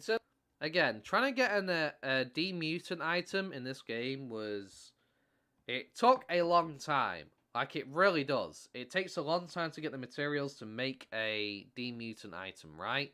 But it's 100% chance. I'm not playing around with percentage chance of maybe getting a fucking D-Mutant item. I'm guaranteed a D-Mutant item. Again, another reason why that you do not annoyed. Do you still have to have a Korean number to play? No, you don't, J-Boy. You don't need to have a Korean number. You just need a Google Gmail account, essentially. If you're not in Korea.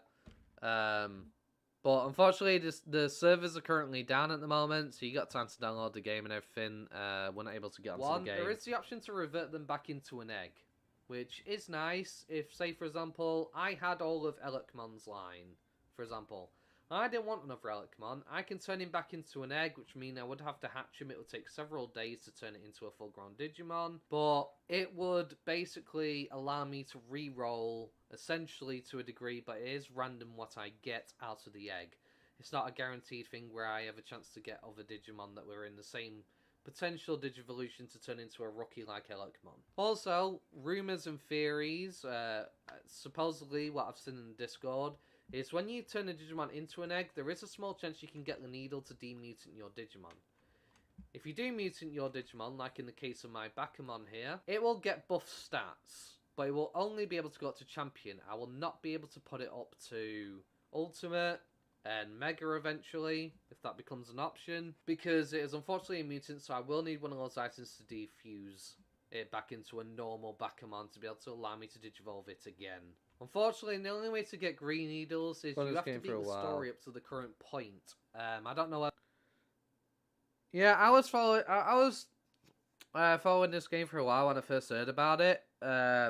Obviously, I tried to sign up when it got released and it was an alpha, but because of the whole Korean needed to buy an account thing...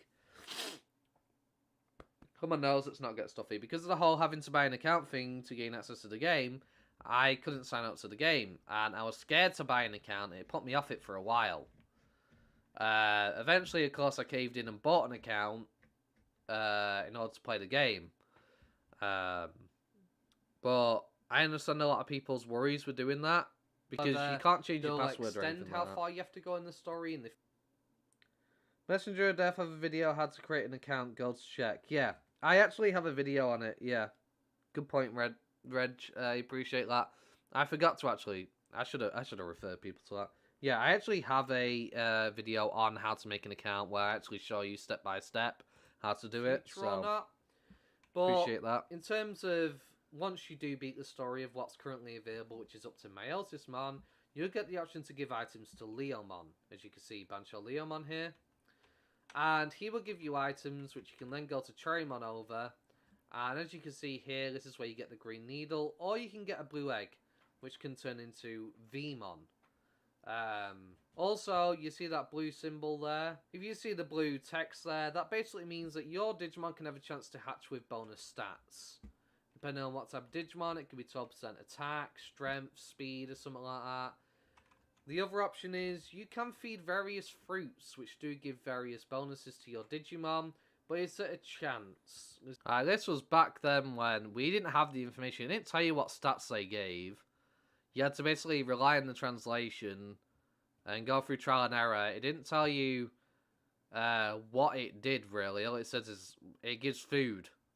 You know, back then. There's no guarantee. Various fruits will give different stats to certain Digimon, so if you want to specify what you want for your Digimon, it is kind of difficult, honestly. Because, unfortunately, when you do have a baby Digimon and you turn it into an in-training, any fruit you give is a chance to give that stat.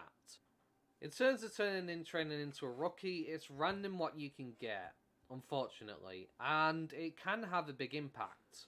Let's say I fed my Tanamon here a bunch of strength items, because I really wanted the Palmon line, which is strength-based. But instead, I get something like a Renamon, which is an intelligence-based Digimon, which does better intelligence-wise. I could potentially waste those fruits, because there's no guarantee of which rookie I get. There's no way for me to choose. There's no item in-game that can force that choice. It's random what main training will turn into, and this can take up to 3 days, which means I would have to give 15 fruit total for it to go from in-training to a rookie, as well as By the way, if anybody finds out when the server goes back up, feel free to let us know in the chat. I'd really appreciate that, so everybody knows we can jump back on. Because the toys level training points, which allows you to actually get on with the stream like I was supposed to be when it's a baby or an in training. In terms of green eggs, they will always give you a baby Digimon. There are different varying timers. It could be 3 hours or 6 hours for the green egg. It doesn't really have an impact on the Digimon you get out of it. It's just a different timer, and some eggs are faster than others, unfortunately. So you may get unlucky and get a 6 hour, which means you'll have to wait longer. But once you get a baby Digimon, it will take 3 days to turn into an in-training. And from an in-training form, it will then take another 3 days to turn into a rookie. There are various characters from the anime, as you can see. I already showed off Shellmon at this point. You also run into Piximon, which took part in helping the Digidestined, and he is around throughout some of the story. I don't want to give too many spoilers, of course, if you haven't seen the anime, but I'm just letting you know that there are nods to various Digimon which did show up in the story, and it is a very beautiful, nice touch. Like, for example, the Village of Beginnings, having all these eggs with Elecmon raising them, and essentially this is where the Village of Beginnings is. It's where the Digimon start off. They grow from an egg into Digimon, and they grow. In terms of travelling around the areas, there are various things such as fast travel points, which allow you to go from place to place at the cost of bits. It only cost me 500 because I bought the battle pass, otherwise it would cost you 1,000. And they can be used for ways to get around from different places, but you have to activate them to be able to use them. If you're a person who really likes achievements, there are various achievements you can do in-game, and fighting a certain amount of a Digimon can get you achievements, and sometimes even get you a title. For example, if you notice, I have the Squeak title from the amount of Chumon I have fought. But completing various parts of the story, I will get different titles, and some are actually more stylized than others. For example, Conqueror of Infinity Mountain, because I did the arc when it came to Veemon. So, for example, I got a nice title above my head, which is a very nice nod, and it helps recognise the accomplishments of a player and how far they've gotten. The main drawback in this game, if you're an English player like me, as you can see, is this game is mostly in Korean. So, pretty much, you won't really know what you're doing, which means you'll have to use a translator for the most part. And there is something known as a macro checker, which will pop up periodically while you're playing. And unfortunately, unless you have a Korean keyboard and understand the Korean alphabet, there is no way to do anything about that. You can't remove it, you have to quit the game, start it back up just to play, or you have to use a translator to be able to copy the text and put it in. I used to hate that. It's not as simple as just typing in what I was so stumped whenever that happened. You don't know the Korean alphabet. You don't know what keys correspond to what letters. So you have to take a picture using something like... You have to use a translator such as Yandex or another translator, in which you would have to take a picture of the text. Basically, I use my phone for that because it's a lot easier for me. But I would copy that text. Sorry. In order to use a translator, you have to use something like Yandex, which allows you to take a picture of the left that edit you would fail then need in. something like Discord or something to type it into, so then you could go to it on your PC and grab it, essentially, and then you would have to copy and paste into the game by pressing Ctrl V to get rid of the macro checker, which is really annoying because that will pop up multiple times throughout playing. And then I actually had it happen to me while I was doing the guide later on, and I was just like, well, this is great. Yeah, you used to have to mess around with this thing. Found the original footage of this game. It used to look absolutely amazing. Yo, could you share that to me, Callum? I'd love to see the original footage, because I haven't actually viewed that. But this used to be a big issue. This was like the major thing that used to piss me off the most, because I hated it. When's the server going to be opened? We don't know yet. We don't know when it's going to be back up. It's undetermined on the website, so we're just going to have to wait till and keep trying, basically. So I'm hoping if somebody finds out, they can let me know in the chat, and I can jump back on and carry on the stream. Exactly what I mean. But this thing was the most infuriating thing about the game. But I'm glad they got rid of it for the new one that we have. Because having to stop when you're in the middle of playing to then have to piss about and take a picture on your phone and then translate it, or you have to print screen and then paste it into bloody Paint, and then you had to go to Yandex. It was just such a massive hassle. I would have to take a picture of my phone, get it translated, convert it to text, send it to Discord, go to my Discord, copy the text, and Control V to paste it in. And unfortunately, there's not really much I could do about that, but it is something I would have to do. Okay, so I've done the whole translation thing, copied the text and whatnot, got it off my Discord to put in, so now I can move again. You also have something known as the treacherous system, which allows you to get certain blocks which will increase the amount of stats you have. For example, as you can see here, I've spent a lot of bits getting these blocks because it is random what you can get. Oh. Obviously, bear in mind, back then, there was only one option. You didn't have the option to generate like 6 or 7 of these. You had to do them one at a time. I was sat there for ages trying to get these. The maximum number you can go up to is 4%. Oh, it was insane. This can definitely change the dynamics of how your Digimon operates. For example, when it came to my Greymon, it was really slow, so I had to invest in some speed, which is what you can see here. It also is a mixed attacker Metal Greymon, so I've gone with strength and intelligence. I must say the biggest complaint I have with this game... I mean, honestly, he was pretty much mostly strength. He had a fire skill which was imp-based, so he wasn't really a mixed attacker, so it's a bit of an error in this review that I made. But when I do a remake of this review, now that I've beaten the game again with the new content, they've got the full release now, I need to redo this all. So it's actually good for me to go through with you guys anyway, because I want to listen to what I did say. And I want to at some point on stream do a side-by-side comparison in this video versus that video. Because you're going to see how much my positive energy in this one is going to change with the new bullshit system they've got. With the Evoluter, you're going to hear a lot of changes in the tones when I do that guide. Because unfortunately, when you are dealing with Digimon, and you have to manage stuff like spending money on food and candies in order to restore essentially your HP. We're getting on to the EVP part now. You also have to manage your evolution bar.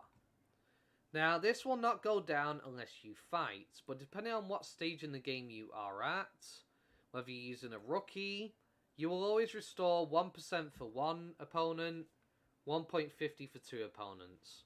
And every single time you run out of EVP, you can no longer digivolve into the next form, which means you have to refill that bar again. Unfortunately, it does get extremely tedious, especially after 2 weeks of playing, having to constantly go back to rookie form and fight just to get my EVP back, just so I can continue to do even story or leveling up through grinding and whatnot. It can become extremely tedious in this game, and that's probably my biggest complaint. Depending on what form you are in, determines on how much... Yeah, exactly, Callum, yeah. They should only have evolutes for Jogras. I agree, completely agree. Not for Megas, Jogras. Like, they just went such a switch, but if you notice in my review here, like, this is probably the only time I actually really complain about the game is the EVP system, because this was the one thing that killed it for me. It'll cost you. For example, with me being in champion form, it will cost me roughly 1.0 each Digivolution fight that I have. So, if I was to go on this champion fight right now, and fight this Tumon, it consume 1% of the bar, which means I could get in 99 fights before reverting back to a rookie. Now, this is important. 99 fights before going to a rookie. Like, I was able to play for a long time before going to here to gain my EVP back in rookie form.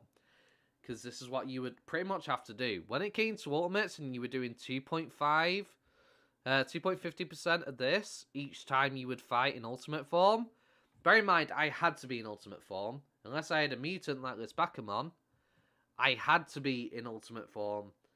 And when it came to doing some of the late game quests with 2.50% each time, I was able to get, what, 30 fights in or something like that? 35 fights or something before having to constantly come back in and get my EVP back. And this takes me like half an hour each time, right? DMO had a cash shop item for that made it so that EVP equivalent didn't increase for 30 days while you wore the aura. So far, DSR only is 50% item. That's also important to notice, yeah. Something important to note. I appreciate that, Callum. Yeah. So they actually had an aura item where it wasn't really that big of a deal.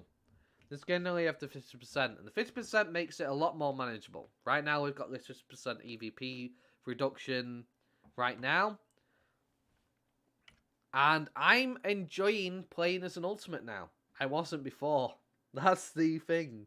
Like, I was really not happy playing as an ultimate because when they kept giving me the drop rate quests, which are abysmal drop rates, we have to keep fighting the Digimon over and over for a low percent chance for an item to drop, I would go through a whole entire EVP bar for a single fucking quest. And this happened to me on stream, by the way. A whole EVP bar for a single flipping quest. And now I'd have to come back here, sit here for half an hour, not able to play the game, to get EVP back, to then go back and attempt to do the quest, and it could take me like another quarter or half of my EVP bar just for that single bloody quest. So I spent like 1.5 worth of EVP bar just to do one quest. It got to a point of absurdity, and I started to get irritated in the later parts of the game because while in Ultimate, the whole EVP system just ruined it for me. However, in terms of an Ultimate, it cost me 2.50 each fight. It means I could only get about 40 fights in before I had to then go back to grinding. So going up in Digivolution would mean it would take me longer because I would be able to fight for less time and I would have to keep boosting my EVP back up, which really does make the game kind of dull and boring. It's not definitely too bad because gradually with story mode Digimon is swapped out, but they don't. Yeah, exactly. That's also a good change they could add, definitely, Callum. Like, let me switch out my Digimon, use my other Digimon, and in the meantime, I get some EVP back. Because, let's say I'm trying to level my whole entire party, right? So I've got my 3 vaccines, and they've all run out of EVP, but I want to level my virus as well, and they've all run out of EVP, and then my data team also run out of EVP. It'd take me like an hour and a half just to be able to play the game again. Because I would have to restore each of the 3 partners individually each time. Because they don't all restore at the same time. It's only the ones that you currently have out in Rookie. And sitting there for an hour and a half, ridiculous. And you can just go AFK standing here. These will keep aggressing on me as long as I'm down there. If they have a red text, they are aggressive. And I could go AFK, watch something, go do chores around the house. If you're grinding out more than one team in Digimon, definitely. So, especially when you have me doing the whole rock, paper, scissors aspect of the game where data is a good against vaccine. If I have a vaccine team and I go against a high-level vaccine team, there's a good chance I'm probably going to lose, so I need to use my data team. But then if I've got my data team there and I run into a virus team, I'm going to want to use my vaccines. And as it goes around in the triangle, as time goes on, it's eventually going to burn down my EVP for all of them, and I have to get all of them back. And because you couldn't make your money back at this part of the game, if you bought the EVP chips, because you had to pay for the food and the EVP chips, because obviously you want to restore your HP and SP, it just got so unbearable and tedious. I needed to take a break from the game for a bit. I disappeared from the game for months, bear in mind I could chop up my streams and keep uploading them, but it does suck. I disappeared for a while because I want to play the game. When the new content came out, I was worried. It's like, if we're at 2.50% now, what's Jogress going to be, or Mega Digivolution going to be? Mega Digivolution is going to be like 5% each fight, so I get 20 fights in before I have to sit here at fucking Digimon again. Like, those thoughts just really were playing in my head, and it got to a point where I was just like, right, so I'm going to take a little break for a while from the game. There's new content coming out in November. I'll keep chopping up my streams and uploading the episodes. It's for those who couldn't sit there for hours of a stream. And I'll have a break from the game because I don't want to burn myself out with it. I want to relax, wait for the new content, then I'll jump back on the game, start doing the guides again, start playing through the game again, and we'll see what happens. And I'm glad I did that, because if I'd have been playing for those several 5 months. Yeah, I didn't grind out many Digimon at all, just my favourites. So I'm redoing my side quests. It cost me 3 bars of EVP because mega per side quest. Exactly, yeah.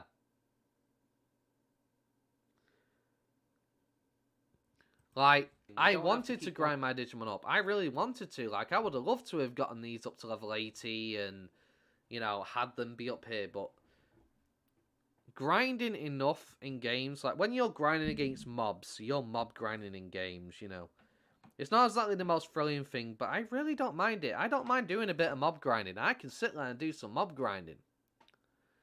But when I'm forced to come to here where I get no experience and sit there for half an hour unable to play, just to then be able to get experience again, now that I can Digivolve, it has a vicious cycle. Going back for the 6th time in a day, back to Digimon, and keep getting our EVP back up just to carry on going around and doing quests and grinding, like because it drags out the game and really ruins the gameplay loop. There are ways you can get EVP back through buying items in game, but they're 4,500 each, which means you would need 135,000 for 3 Digimon. There is no way you would make that back before they all run out of EVP. Even at the end level content, you still would not make that amount of bits back. So you're essentially always going to be losing money when it comes to that. There are submissions throughout the game as well, where it'd be like, kill X amount of this, find this many items, stuff like that you can do besides the story and use them to level up. In terms of the Village of Beginnings, there are daily quests which you get each day, which are the green exclamation marks, and completing these quests will give you items every single day, and they are, we got 10 kind people of in the annoying chat. What's to up, do everybody? to a degree. Thank you for coming to the stream. You just want to play the game. Just want to thank everybody But who's here currently, by the way. They are... We are waiting for the servers to go back up. I'm just showing off my old review of the game, so if you missed it out a bit and you want to go back and hear my thoughts and everything, feel free to go back a little bit. But basically showing my review of what the game was like, because somebody asked me, what are my thoughts on the future of the game?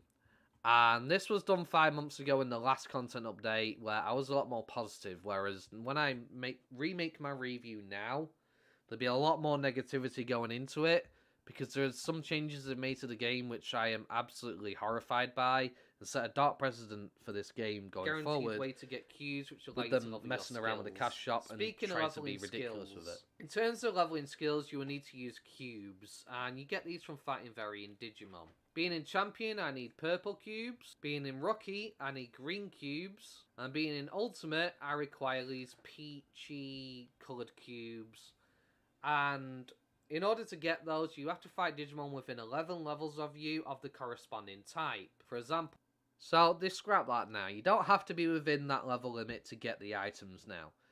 You just have to fight the corresponding type. The higher level you are on them, though, the less chance you have of dropping the items. Not only that, you also have to play around with 5 levels difference now. Before, where it was within 11 levels to get the drop, now it's 5 levels to get the drop at maximum chance. After that, after you go out 5 levels from them, the chance starts to go lower the higher level you are compared to them. So, I like this change that they did to the game, where they made it so I don't have to be within 11 levels, because it sucked. When I found out I had to potentially keep these guys at level 68 just to take on the Andromon Rift here, I was like, well, that sucks, because I want to level these up to 80, but if I do that, I'm not going to get any drops from Andromon. So, it really did make things annoying. And when they introduced the crafting system, where you craft items, I would have to level completely new Digimon and fight all these guys around here to start getting started with crafting, because my other Digimon were too high level by that point. And if it really was a bit of an issue at the time. That would give me blue cubes, as long as I am 11 levels within their level range. In terms of being over-leveled, I cannot be more than 11 levels, or I will not get any item. In terms of champions, you would have to fight champion Digimon, which are within 11 levels of you, in order to get purple cubes, which allow you to level your champion skills. And when it comes to ultimates, you would have to fight ultimate Digimon within 11 levels of you, in terms of you being a higher level. Right, okay, I just want to talk about the cubes real quick, though. Like, the one thing that I found really irritating with the cube system was, like, the blue cubes had a decent drop rate, right? You weren't getting one every single time, but they had a pretty good drop rate. And then purple reduced it a little bit, right? A little bit. So getting your champion skills leveled up was a little bit less chance. You had to fight champion Digimon to get them.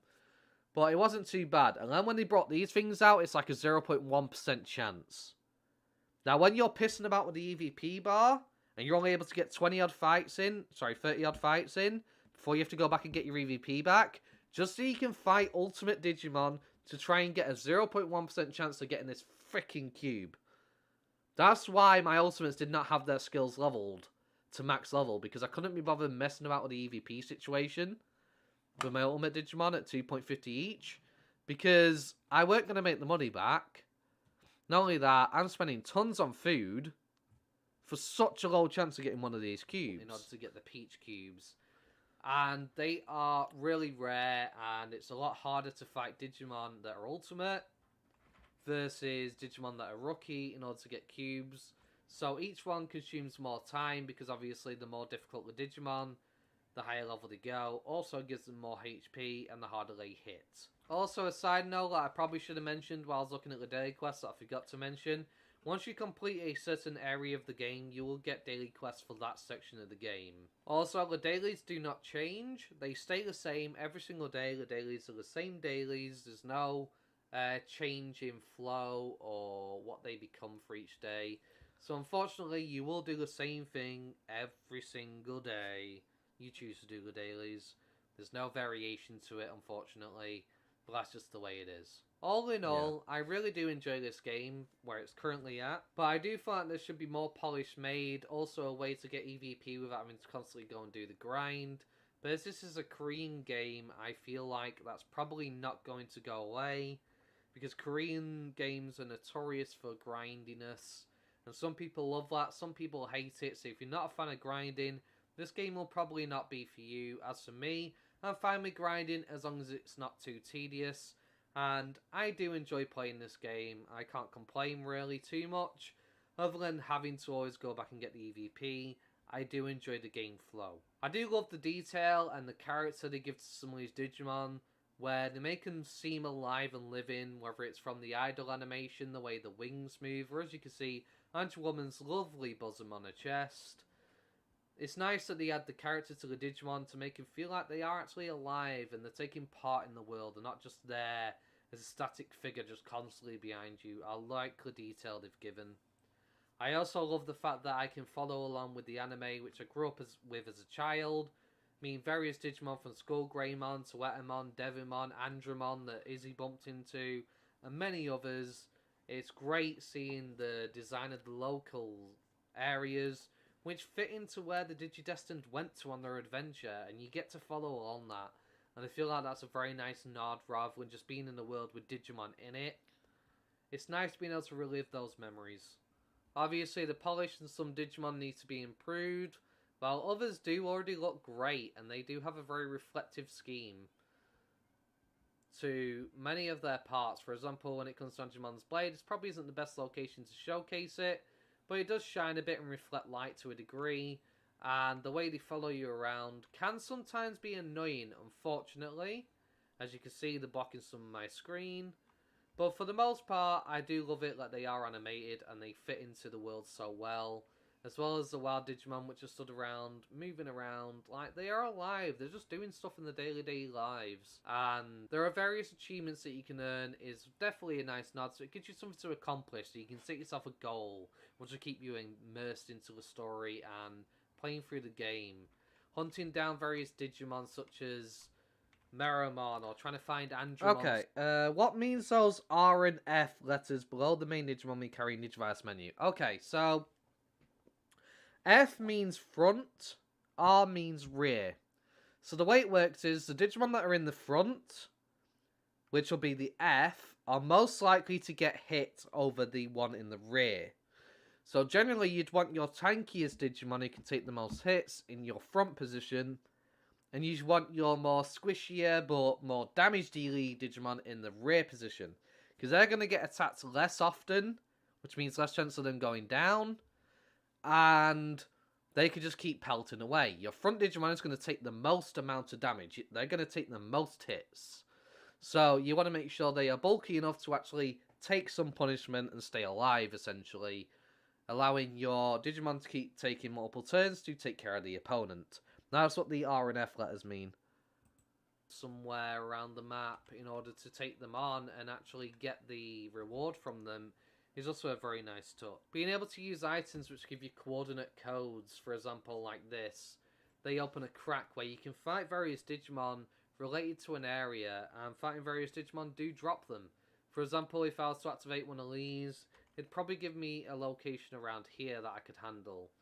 In this case, unfortunately, this has given me a much further in the game area, so the ultimate I run into is probably going to be much more difficult to deal with. You're very welcome, Swat. So I will probably want to make sure my team is standing strong and ready to back me up, because I can switch them in and out of battle while I'm in the middle of battle. A bit like you can with Pokemon, to a degree where you can do a switch. So if your Digimon goes down, you can replace it with a Digimon that is able to fight. Speaking of Digimon, you can set certain Digimon in the front line and back line. And hey, on their funnily enough, I talk stat, about it. You can see, right here. fighting various intervals.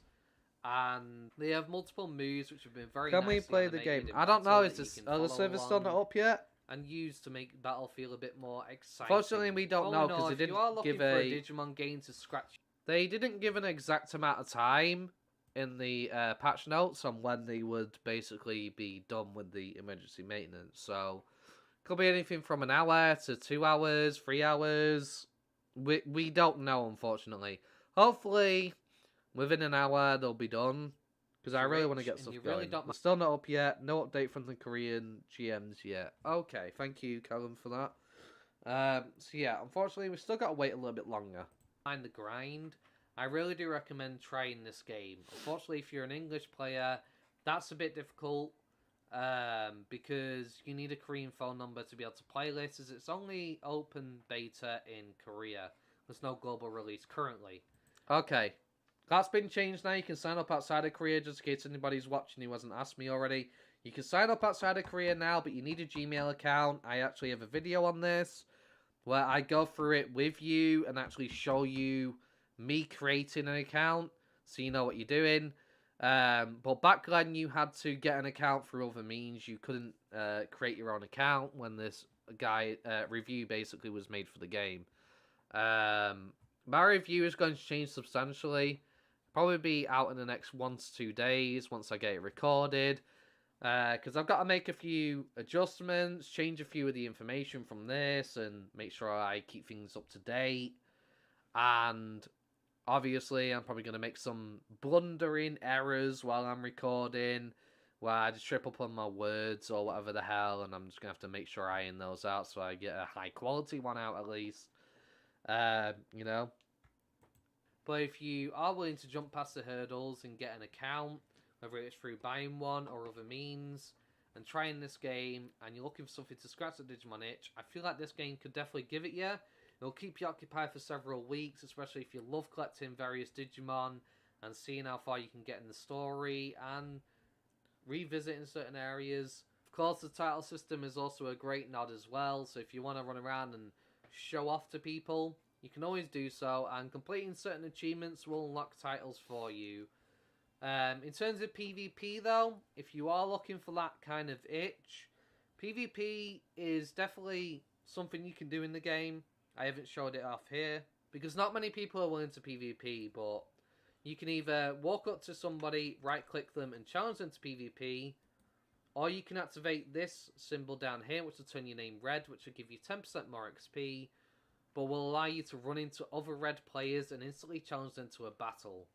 Unfortunately, some players do like to sneak you when you're training other Digimon. Yeah, that actually happened to me. I was not happy. Advantage. Like I was chatting with another person who was playing the game at the time, and I was playing alongside them while they were streaming, and some dude turned his name red, ran at me, forced me into a fight, and yeah, basically wiped me. He saw that I didn't have my ultimates out. Essentially, I had my smaller Digimon out because I didn't need to be an ultimate to take them on.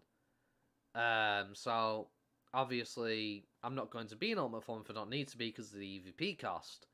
And he waited till I wasn't in basically ultimate form, and then ambushed me out of nowhere, forced me into a fight. I was not happy because I was busy trying to grind on the Gaburimon in Infinite Mountain area. I was not happy. Luckily now, I don't know. Actually, no. Now you can still do that, but luckily now, I think there's still going to be a lot of scummy people that'll do it.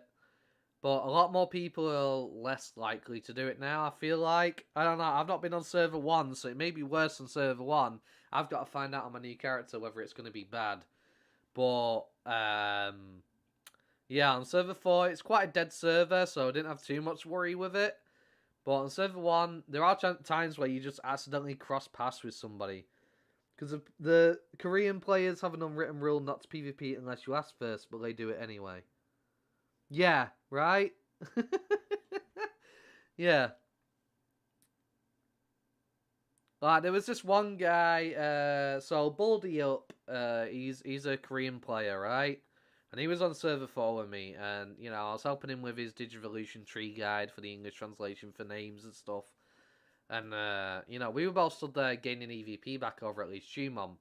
So, of course, we have our names in red because we've been XP grinding, right?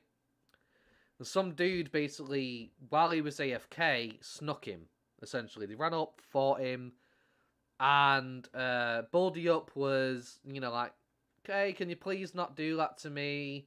I'd really appreciate it. You know, being polite about it. Like, Baldy Up wasn't being a dick about it or anything. Like, he just straight up said, please don't do that, you know. It's not cool, bro, you know.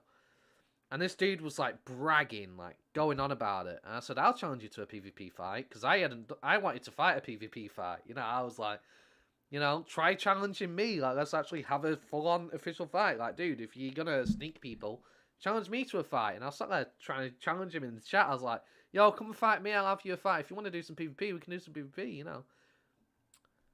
And the dude was just literally afraid to fight me and just constantly smack talking the whole entire time. And I was like, oh, come on, we'll have a fight. Like, let's actually have a decent challenge. Me versus you, you know. Well, what level are you, Digimon? You know, let's go. And the dude just would not come to me. He just would not do it. Turned off his PvP and everything. And I was just like, you know, it's not cool to sneak people. I'm willing to actually fight you. If you want to do PvP, let's do PvP, you know. Like, come on. I don't care if I win or lose. Like, if you want to do PvP, let's do some PvP. Like, I'm down. I just don't like sneaking people. That's just not cool. Now, there are times where you may accidentally run past a red player, you know, while you're red, and accidentally come in contact, because you can't predict what direction they're going to run on their keyboard, right? You can't always tell if they're going to change because they'll run into a certain Digimon or a quest or something. There are times where you accidentally do, like, cross paths with a red player, and it kind of sucks. Because then you end up basically losing or winning depending on what stage your Digimon are in or level-wise. And it's unfortunate. They will pull out their strongest Digimon and run into you and force you into a fight knowing they will win. Unfortunately, people are going to do that. You can't do much about it. And depending on what server you go on will determine whether you run into more people. For example, server 1 has the most people, obviously being the top server. That's there. It's the first one people have access to click on, so they're probably going to go with it. There are a lot of English speakers, but mostly Korean speakers on server 1. Server 2 and 3 I have no idea, but server 4 also has a lot of English speakers as well, but has a low population. If you are looking for a Digimon game, like, there was kind of like a thing going on when this game first came out, where people were saying like, oh, if you're an English speaker, go to server 4. Because there's a higher ratio of English speakers on server 4 than there are on server 1, because it's going to be mostly Koreans, right? So I went on server 4. But the problem is with server 4, while I did meet Baldy Up, which I'm very grateful for, you know, proper cool guy. I was buying peaches from him for getting ints for my Digimon and stuff like that. I was buying peaches from him and stuff, and but server 4 was basically dead. There's rarely anybody ever running around. You would seldom come across people. I did make some friends on server 4 when I first started, but because there was no like party system or anything, of course, we just stopped talking. We did have quite a bit of a chat, me and this other person, for a bit. Like, whenever we saw each other, we'd have a little chat, but he doesn't remember who I am anymore. Or maybe he does and just doesn't want to talk to me anymore. Who knows? But, yeah. Server 4, while it does have a lot more English speakers I've seen, I haven't seen as many people speaking in Korean. The population is just so low, it's not really worth it to be on there, in my opinion. Because now that they've added party combat, I want to party up with some people. Like, if I can get a stream going and maybe, do some party system with you guys, we go fight things or something, yeah, that'd be pretty dope, I've not done any party combat yet, so I'm wondering how it works. Do we share experience? Does it get cut in half for each of us? But we can get more fights in because there's two of us, essentially. Like, how does the party system actually work? Well, that's what I really want to know. We'll see if anybody's left any comments on my videos and needs any information. Okay, I've already responded to them. Okay, just checking. Okay, new subscriber Wings. Is that why I saw Rajni say something to Wings? Can't log in, how to pick up Gomamon. Wings, go to play DRO, so run was too hard for you. I'm guessing you two know each other? So you got a little bit of friendly banter going on there. But yeah, that's kind of how it originally was, like, my review. As you can see, I was mostly positive about the game. I talked about the EVP system, and pretty much only really complained about that. When it came to the cash shop, I wasn't too bothered. I was like, yeah, it's unfortunate it's there, but I didn't mind. Like, I really didn't. Because I had the option to. I wasn't being forced. I wasn't having somebody grab my hand and shoving it in my wallet and then going, oh, give me it. Whereas I feel like now they're kind of going that way. And if they start getting more ridiculous with it, it may turn me off continuing to play this game. Like, of course, this has kind of been the reason why my channel has grown so much with this game, because I was covering it and doing guides to help people to play it. If it start getting too ridiculous, because I already feel like the Evolutor system is already ridiculous enough, as I've said so much about it now. So we'll try and drop the subject. Wanna hear my raw thoughts on it? Wait for my remake of my review. But yeah, it's kind of crazy. I'm hoping this is just like a one-off thing when they make a mistake, and they're going to change it, of course. I am hoping the servers go up soon.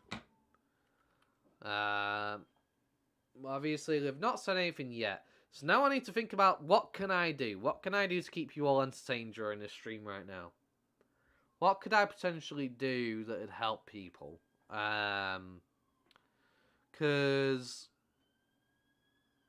right now, I've kind of run out of things to talk about. If anybody has any subjects they'd like to know about or something, let me know in the chat.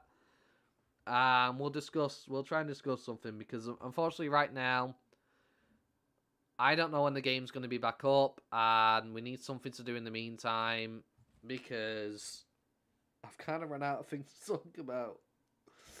I can think of. Hang on. I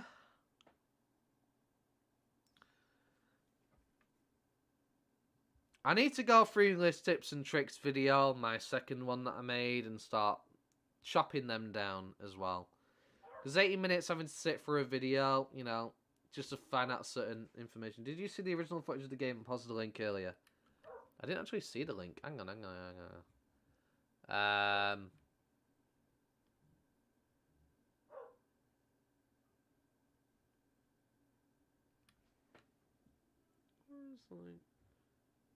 It said message redacted. Is that the one where you shared the link? Because I don't see it.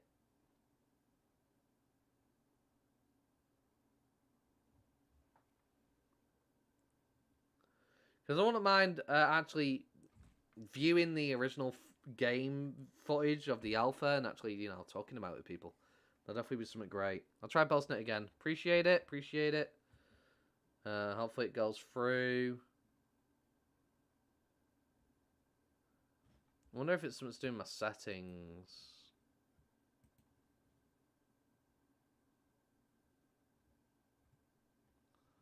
No? Can't say anything about preventing people from sending links, so. It's very short, but it looks so much better. That's fine. I don't mind how short it is. It'll give us something to talk about and what the game could have been, essentially, you know. Subjects we can discuss while we wait. Yeah, I've had a lot of viewers. Like, thank you guys. I've really appreciated, really appreciate the support and the amount of people that have stopped by in the stream today. Thank you for being here. Unfortunately, just like you, we are waiting for the service to go back up. Think it blocks links. Damn. Do you know the title of the video? I could just try search it that way. I don't know why I'm doing that. I can just look on my phone to see the chat.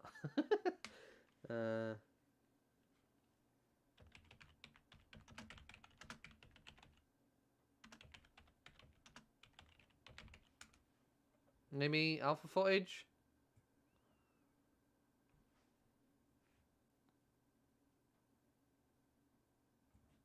What about this trailer?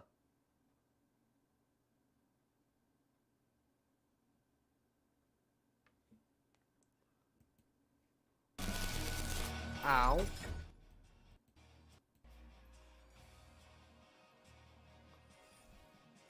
Is it the trailer, maybe?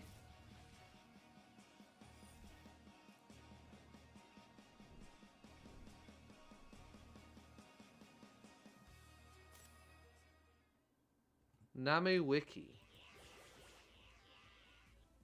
I don't know what the hell this is, but that's not what I thought it were.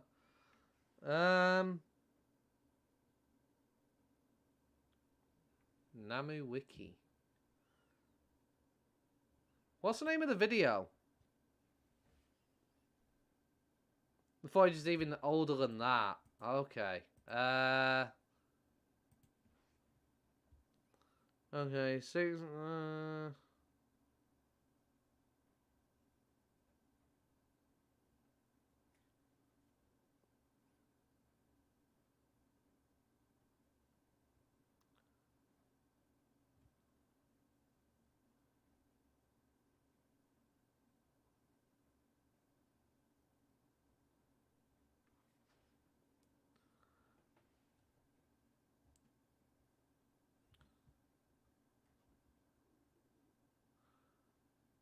One year ago? Is that how far back?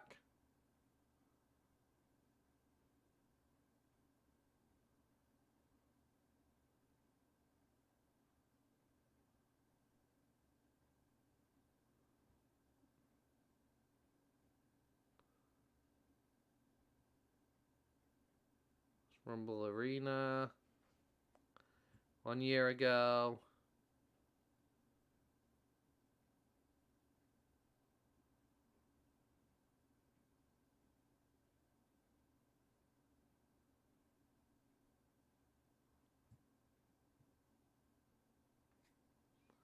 It's on YouTube. It was only released on Korean community forums.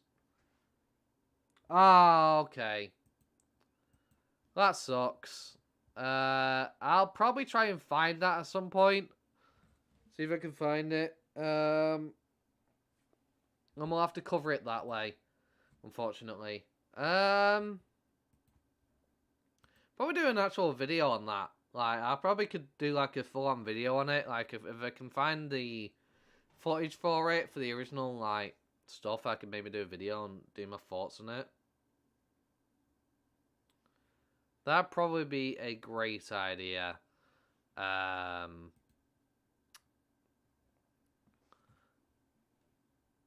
I just don't know what else we can really do right now. I don't know. I might, since I've not really got anything to do and we're waiting for the servers to go back up, I might go take a little break. Maybe get myself a shower or something, do a little bit of chores or something. And I'll start streaming again. I'll post it in the Discord when I go live again on the official server. So, no, stop being stuffy, please. I think I might, unfortunately, stop the stream for now.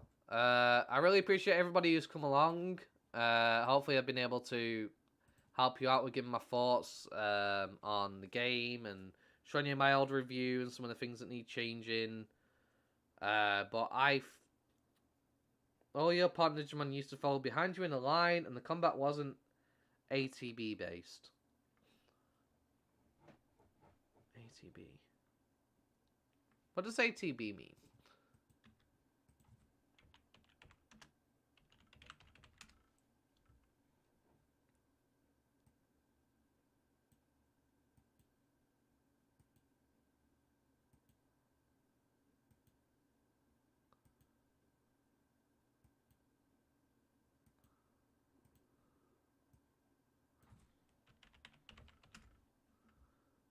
Active time battle. Okay, right. Yeah, okay, I get what you mean. Yeah, the combat they did Final Fantasy and stuff, okay. Oh, my nose keeps getting stuffy. I'm hating it. It's cold. Well, it's a combat system currently is where you attack in turns. Yeah, I would have loved to have played the original alpha and simulate what I like, because obviously I heard good praises about it. I heard it was good, and you know the ultimate moves and everything. And I would have loved to have actually gotten to experience that firsthand.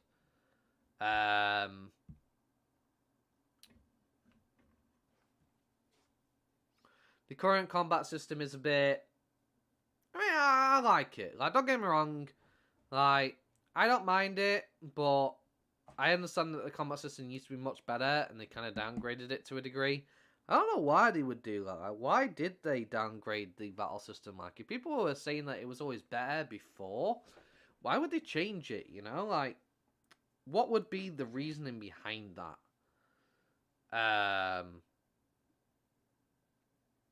It just makes no sense. Maybe because it was too much work for the game devs, maybe? Is that the reason why? And they found it too difficult to program it correctly for every single Digimon, so they thought, oh, we'll just go with ATB. Like, it doesn't make sense. I would keep stuff, like, if I would keep stuff for the best, like, if I was a developer, you know?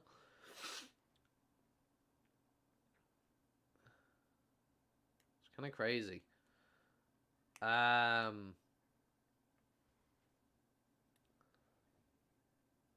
Possibly didn't work well with the engine, like performance issues when there was multiple Digimon using ultimates on the same map.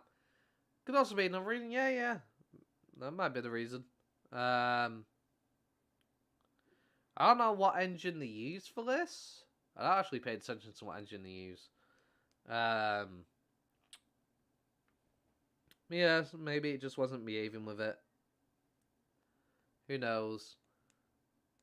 But it is a shame if that's what it could have been. Could have been much better, ultimates and everything. I mean, they have the Unreal Engine 4. Ah, okay. I mean, they could have. We have 4 move slots, right? We do have 4 move slots on our Digimon. They could add. It was horrible performance as it currently is, anyway. Imagine it with better graphics. Yeah.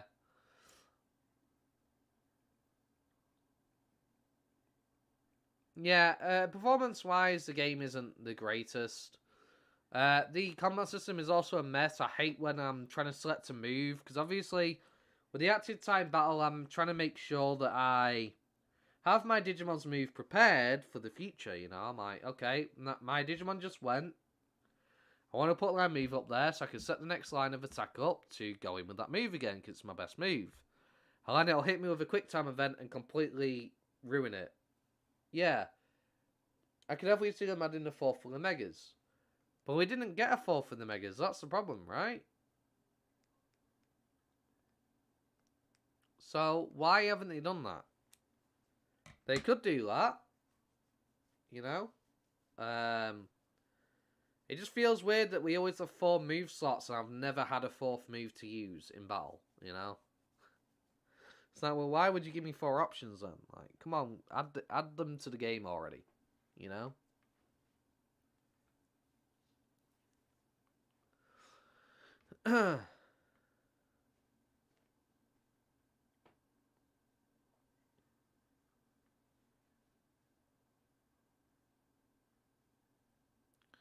Who knows? Maybe they're saving the 4th slot for Jogress.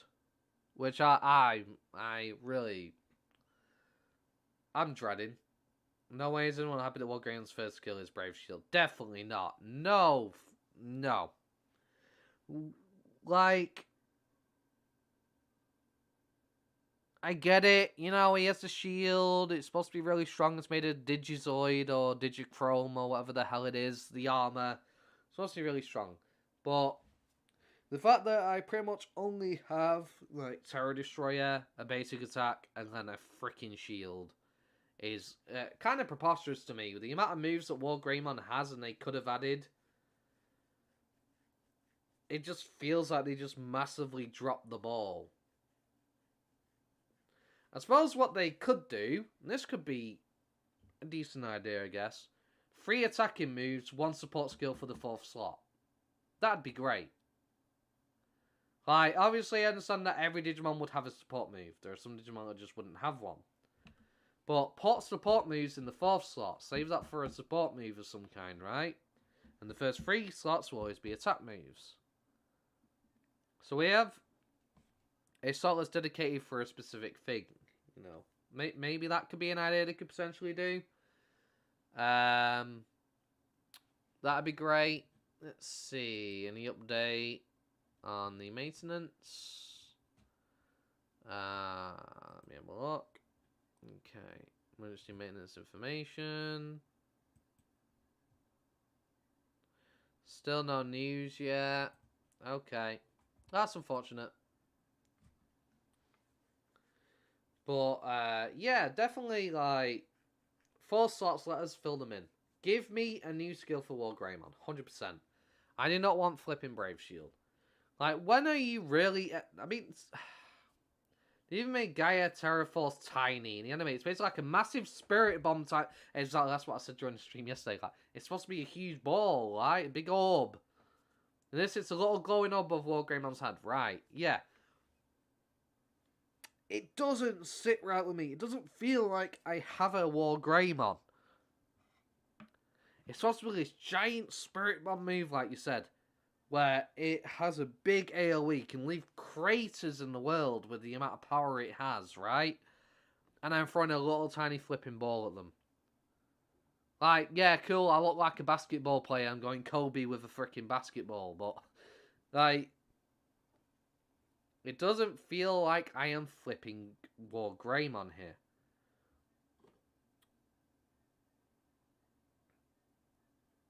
I mean, Agumon and Gabumon are probably the most... If they make it weaker and made it AoE, I'd be happy with that. Right, yeah, exactly. That'd be great. Like, make it an AoE move. Give us an attack... Now, this is what we do. Right. The shield skill... Either get rid of it or make it in the 4th slot. Give me a attacking move for Wargreymon that's not a basic attack, right? And then make Terra Destroyer or Terra Force, which I think it's Terra Force for Wargreymon. Terra Destroyer is Black Wargreymon. Make that an AoE. Make Terra Force into an AoE. Give me a strong physical attack or something that'll do damage to the opponent that isn't a basic. And if they really want to keep around the Brave Shield or whatever the bloody crappy name it is for the crappy skill that nobody ever wanted, Brave Shield, make that a 4th move slot.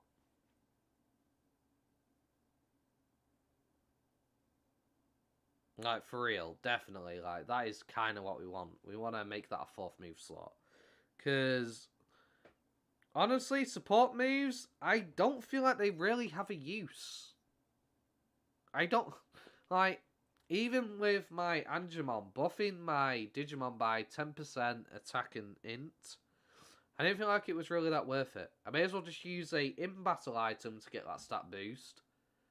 And keep attacking, because at the end of the day, it should have been Draymond Claws, Brave Tornado, and Terra Force the skills. Definitely.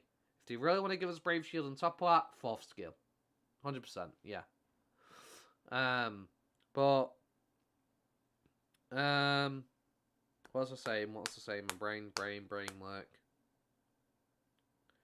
I don't feel like support skills really do anything. They aren't worth using. I will get more out of attacking with all three of my Digimon than setting up a support skill. It's just not that valuable. It doesn't benefit me that much. Because I could just use an in-battle item which gives me the same effect that I can buy from Datamon. So, support skills, they don't really have a use or a point. Like, if they actually impacted combat and were important and actually made a big difference, fair enough, but they don't. They don't make enough of a contribution to the combat system or the battle system. They really flipping down. That's why I hate when I digivolve into a Digimon and I see a support skill and I'm just like, great, slot wasted. Like Angemon. Angemon has the ability to buff you by 10% strength and int. And that was the first instance I saw a move that actually buffs some stats. And when I was first playing, I was trying it out and I was just like, 5-10, it still makes no difference. 15% extra defense and res isn't worth it. Exactly. I could buy an item which increases defense and resistance that give me the same amount and doesn't have to take up my flipping move slots.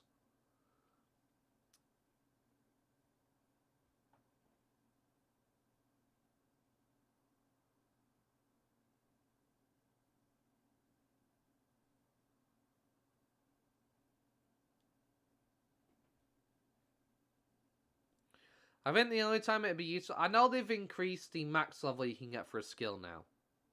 Because I remember getting a skill to level 10, and it didn't say max. I could keep increasing it.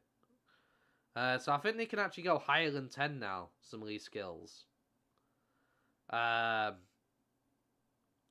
may be wrong on that. If you definitely know that, please let me know. But I'm pretty sure I saw one of my skills was maxed out at level 10, and I could still continue to spend cubes on it. So I think they might have increased it. Even if they increase it to 15 or 20, you somehow braved through the annoyance of having to use the black cubes to increase your chance, still wouldn't be worth it. It's just a pointless waste of a move. It's like it just took a shortcut. And it has an even bigger egregiance to it, with the fact that it is an Agumon line. Out of all the Digimon in... Digimon. The most prolific characters out of the Digidestined, or Digimon in general, they're the most well-known and most popular, to a degree, is the Agumon and Gabumon line. That's why they're in practically every Digimon game. Because, or there'll be a computer's team that they'll use in a video game. Because they are so prolific and known to the franchise, because they were some of the original starters. And for them to make such a blunder with the moves for them, it's a bit of a ridiculous no-no, I feel like. Love it or hate it, they're too popular or not, you cannot argue that they are probably the most well-known and most popular Digimon because they were the original, right? They're the one that everybody saw. Everybody who grew up with Digimon and grew into an adult and still has an interest in Digimon knows about Agumon and Gabumon and probably has it as something that they recognise and probably love or hate because of how popular they are. And for them to mess up the skills that badly with them, it's a big no-no, I feel like. Yeah. All the really popular Megas and Ultras come from the Agumon and Gabumon lines. War Greymon, Metal Greymon, Omegamon, Imperial Dramon PM, and the most popular megas by a mile. Definitely. Definitely. 100% agree with you there, Callum. 100%. Like, they have so many variants of freaking Agumon. You got freaking Scientist Agumon, Teacher Agumon. There's so many flipping ridiculous variants of Agumon lines and Gabumon lines. Like, completely unnecessary. You know, completely unnecessary. Buddy, you got like got a buddy graduation hat on that they were Lego Agumon. Right, Lego Agumon. Like it's a Lego Agumon is basically Lego Agumon. It literally is. Like, you know, you got a Scientist Agumon apparently. Like, Teacher Agumon. I don't know about other Agumon. A clear, transparent Agumon. When I was playing Digimon World 1, there was clear Agumon. It's like a ghostly, see-through kind of Agumon. Like, Ice Agumon. How many variants of freaking Agumon is there? And then not to mention, like, you look at all the Digimon, like Shellmon is basically a water version of an Agumon. It's the same facial features with a little bit of hair on top of it, you know? And the mouth changed a bit. And there's Geo Agumon, who's Mega and Shy Greymon. Exactly, exactly. And then you got Black Agumon. And then their line pretty much follows Agumon's line. Yep. It's just so many Agumons and Gabumons in, you know, so many Digimon that look like Agumon as well. It's ridiculous degree. Snow Agumon, yeah. Yep.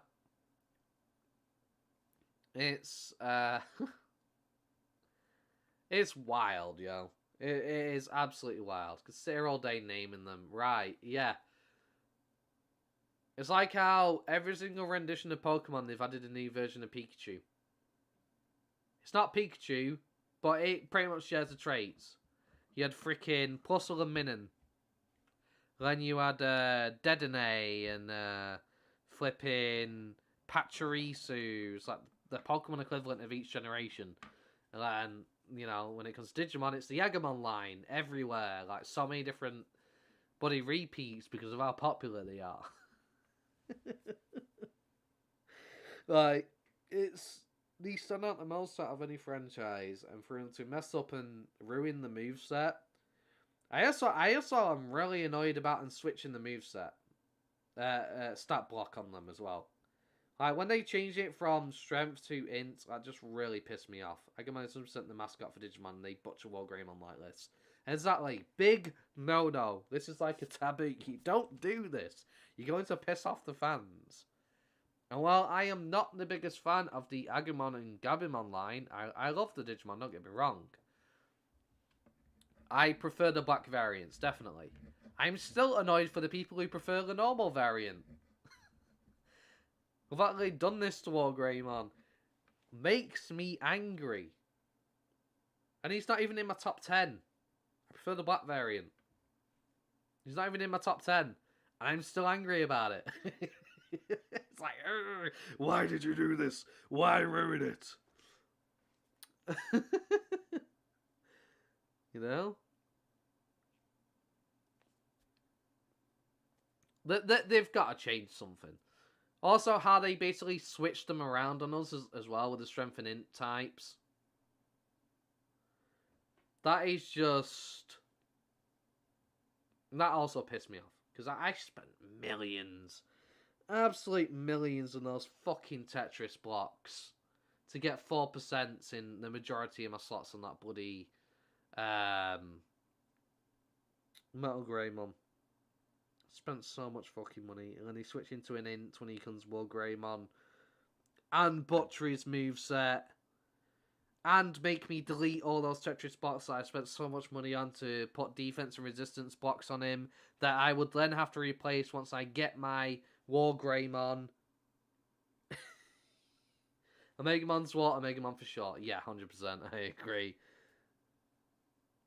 But like, oh, it's painful. Painful seeing him do that. And then I unfortunately got a mutant Gabumon. I would have had Gabumon up there with my Metal Greymon. I would have had my Gabumon into Garurumon.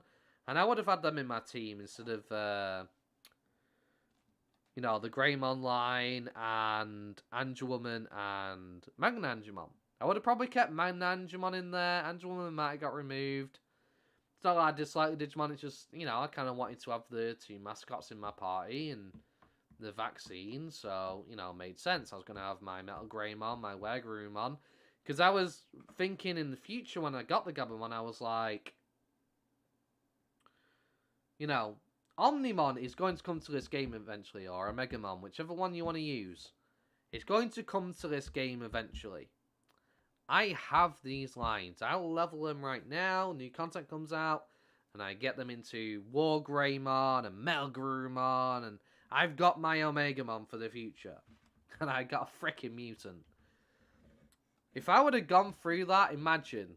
I went through that, spent millions on the int blocks like I did with the strength bots of my Metal Greymon, and they switched it to strength on me. And I had to nerf both of my Digimon. And I found out I wasted millions of bits on two different Digimon because they switched the Gabumon line from int to bloody strength on the Metal Garurumon. My anger level, I was angry enough. I got so annoyed yesterday that I stopped playing. That's the reason why I stopped streaming. I was just so irritated. I didn't want to bring that negative energy in the stream because I just weren't in a good mood. I was pissed off that I had to nerf my War Greymon. My Metal Greymon, just to get a War Greymon. I'm pissed about with the Evolutors and the 10% chance it just all. I was just like, I need to stop streaming because I'm going to go on a major rampage of a rant. If I would have had the Garurumon, that wouldn't have happened. I would have ranted on stream. I would have been effing and blinding. I would have been ranting my head off, like, with anger in my voice. You have no idea. I would have been so pissed. Are the servers back up? Yeah, I'm kind of proud of myself. Like, we've been sat here for like 2 hours with nothing to do because of the whole servers going down. I've been able to actually sit there and actually talk about a subject for this long. This is rare. Like, I usually don't have a lot to talk about. And I've done pretty well here being able to keep on a subject. Wonder what the mutant variations of the Megas will be like, right? That would be dope. To a degree, to get a mutant Mega if you have a favorite Mega of a type. But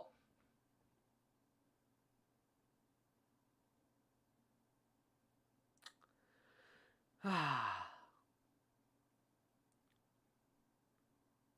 don't know. As much as it's cool to get a mutant Mega, the fact that you have to spend an Evolutor and fail to get that mutant, right? There's a 5% chance of me getting a mutant Ultimate Digimon, right? 5% chance of me getting an Ultimate Digimon mutant. Despite needing to use a 10% item to gamble for it, to become a Mega, I would then have to fail and get a mutant instead. That's bad enough. When they do variations of the mutant, when they give the mutants for the Megas, that's going to be an even bigger piss take. Especially if they've had to go through all that. They've got their Mega Digimon. They've gone through the next story content. And they're like, yeah, I'm about to get my sick ass, get my sick ass Jogris or Ultra.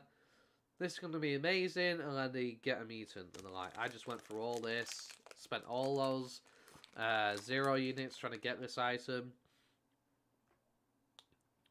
And I finally got it. I've gone through the levels. And then boom, I've been slapped like this. It's going to be ridiculous.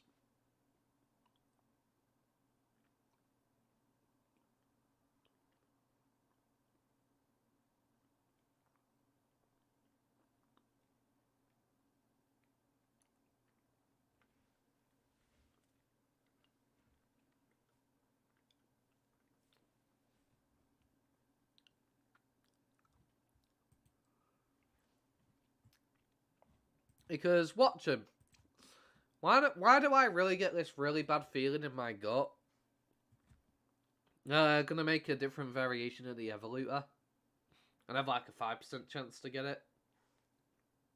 So even less chance than this current one. Right? I feel like they're gonna do that and make like a Evolutor X or Evolutor 2 or, you know, I don't know, Mega Evolutor, whatever the frick they're gonna call it, you know? Like,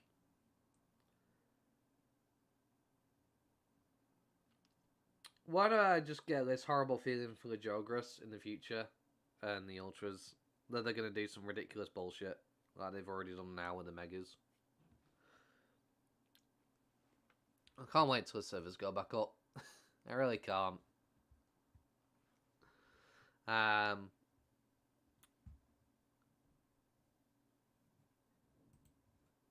feel bad for all the people who are coming into my stream right now, thinking I'm gonna be playing the game because the servers are down. I just feel bad. At the very least, it's going to be more than one Evolutor per Jogras, I think. Oh yeah. I mean, you're already spending more than one Evolutor anyway to get the Megas, because you'd have to get 2 Megas to make a Jogras, so that's already 2 Evolutors right there. So not only do you have to piss about the 1 in 10% chance to get an Evolutor to get a Mega, you have to do that twice. Like, it's not okay.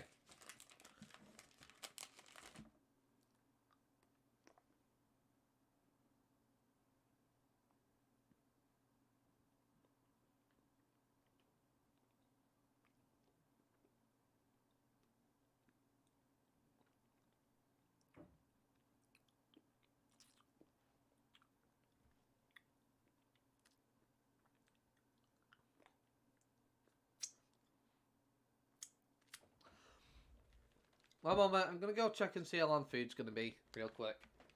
It's around tea time now. I usually eat my tea, so I just want to find out when it is.